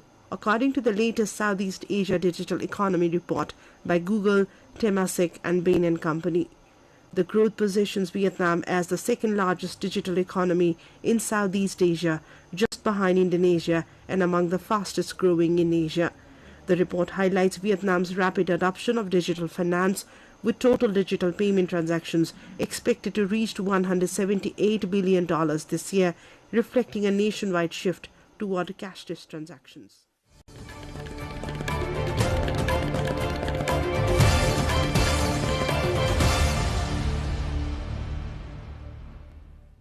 Vendors at Islamabad's weekly market are now displaying QR codes as part of a push to become fully cashless, aligning with Prime Minister Shehbaz Sharif's vision for a digital Pakistan. One vendor says it's convenient for us and benefits the public because people sometimes do not have cash on them. Online payments resolve this issue immediately. Others, however, worry about patchy internet slowing transactions. Authorities hope the initiative will modernize commerce while improving convenience for the shoppers.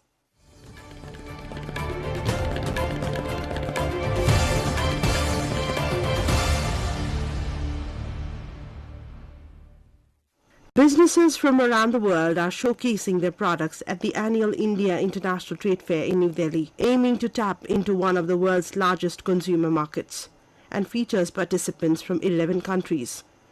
Iran, despite US-led sanctions, is promoting its saffron and other specialities, while Afghanistan is showcasing dried fruits such as dates and walnuts, seeking to benefit from improving ties between India and the Taliban-led government. An Afghan vendor said India's market is good, it's a large market for dry fruits as well. India's market is good, it's a large market for dry fruit as well. Yeah, we are working on future opportunities to do it better. The government-organized event has already attracted hundreds of thousands of visitors.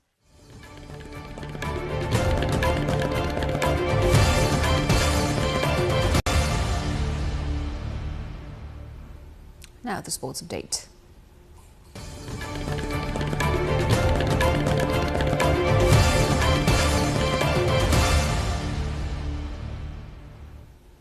Nepal's national women's football team has fallen 2-1 to Indonesia in a friendly match played in Jakarta. Nepal had taken an early lead after an Indonesian defender scored an own goal while clearing a header from Bimala Bike. However, the hosts struck back with 2 goals to seal the victory. Despite dominating large stretches from the match, Nepal failed to convert its chances, playing without star striker Sabitri Pandari, who is out injured. This was the team's second meeting since 2019, when Nepal defeated Indonesia 2-1 in the AFC Olympic qualifiers. More than 2,743 fans were in the stands for today's match. In the Nepal Premier League, Chitwan Rhinos handed Biratnagar Kings their first defeat of the season, ending their 3-match winning streak. Playing at the TU International Cricket Stadium in Kirtipur, Chitwan defeated Biratnagar by 48 runs, securing their second victory of the tournament. Chitwan's win was driven by a brilliant spell from left-arm spinner Ranjit Kumar, who took 5 wickets for just 21 runs, becoming the first bowler of the season to claim a 5-wicket haul. Biratnagar, chasing 175, were bowled out for 126 in 16.5 hours, despite late resistance from Merton D. Lanky with 39 and Pratish GC with 30. Earlier, Chitwan posted 174 for 5, powered by Ravi Bopara's 65, backed by Saif Zaib's 32 and Dev Kanal's 28. With the result, Biratnagar remain on 6 points from 4 games, while Chitwan climbed to 4 points from 3 matches.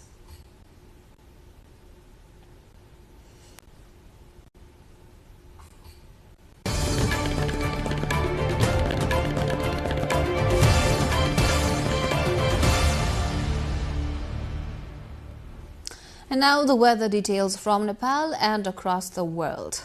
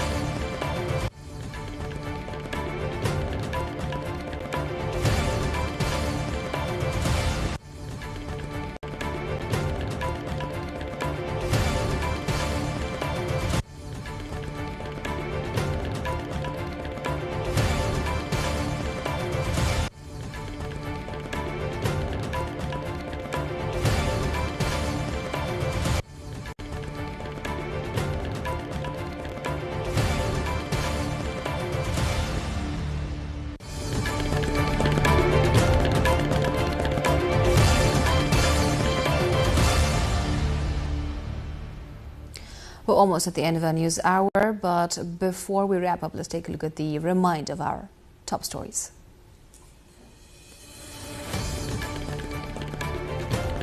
Nepal gears up for March 5 parliamentary election as 106 parties complete registration. Nepal launches major electricity project in Nov.2025 to strengthen national grid. 4th Nepal Youth Entrepreneurship Summit kicks off in Kathmandu to empower young entrepreneurs. Major Hong Kong apartment fire kills 13, including a firefighter. 700 firefighters trying to control the blaze. Thailand faces devastating floods, 33 dead as record rainfall submerges southern provinces. And Indonesia defeats Nepal 2-1 in friendly match despite early lead from own goal in friendly match in Jakarta.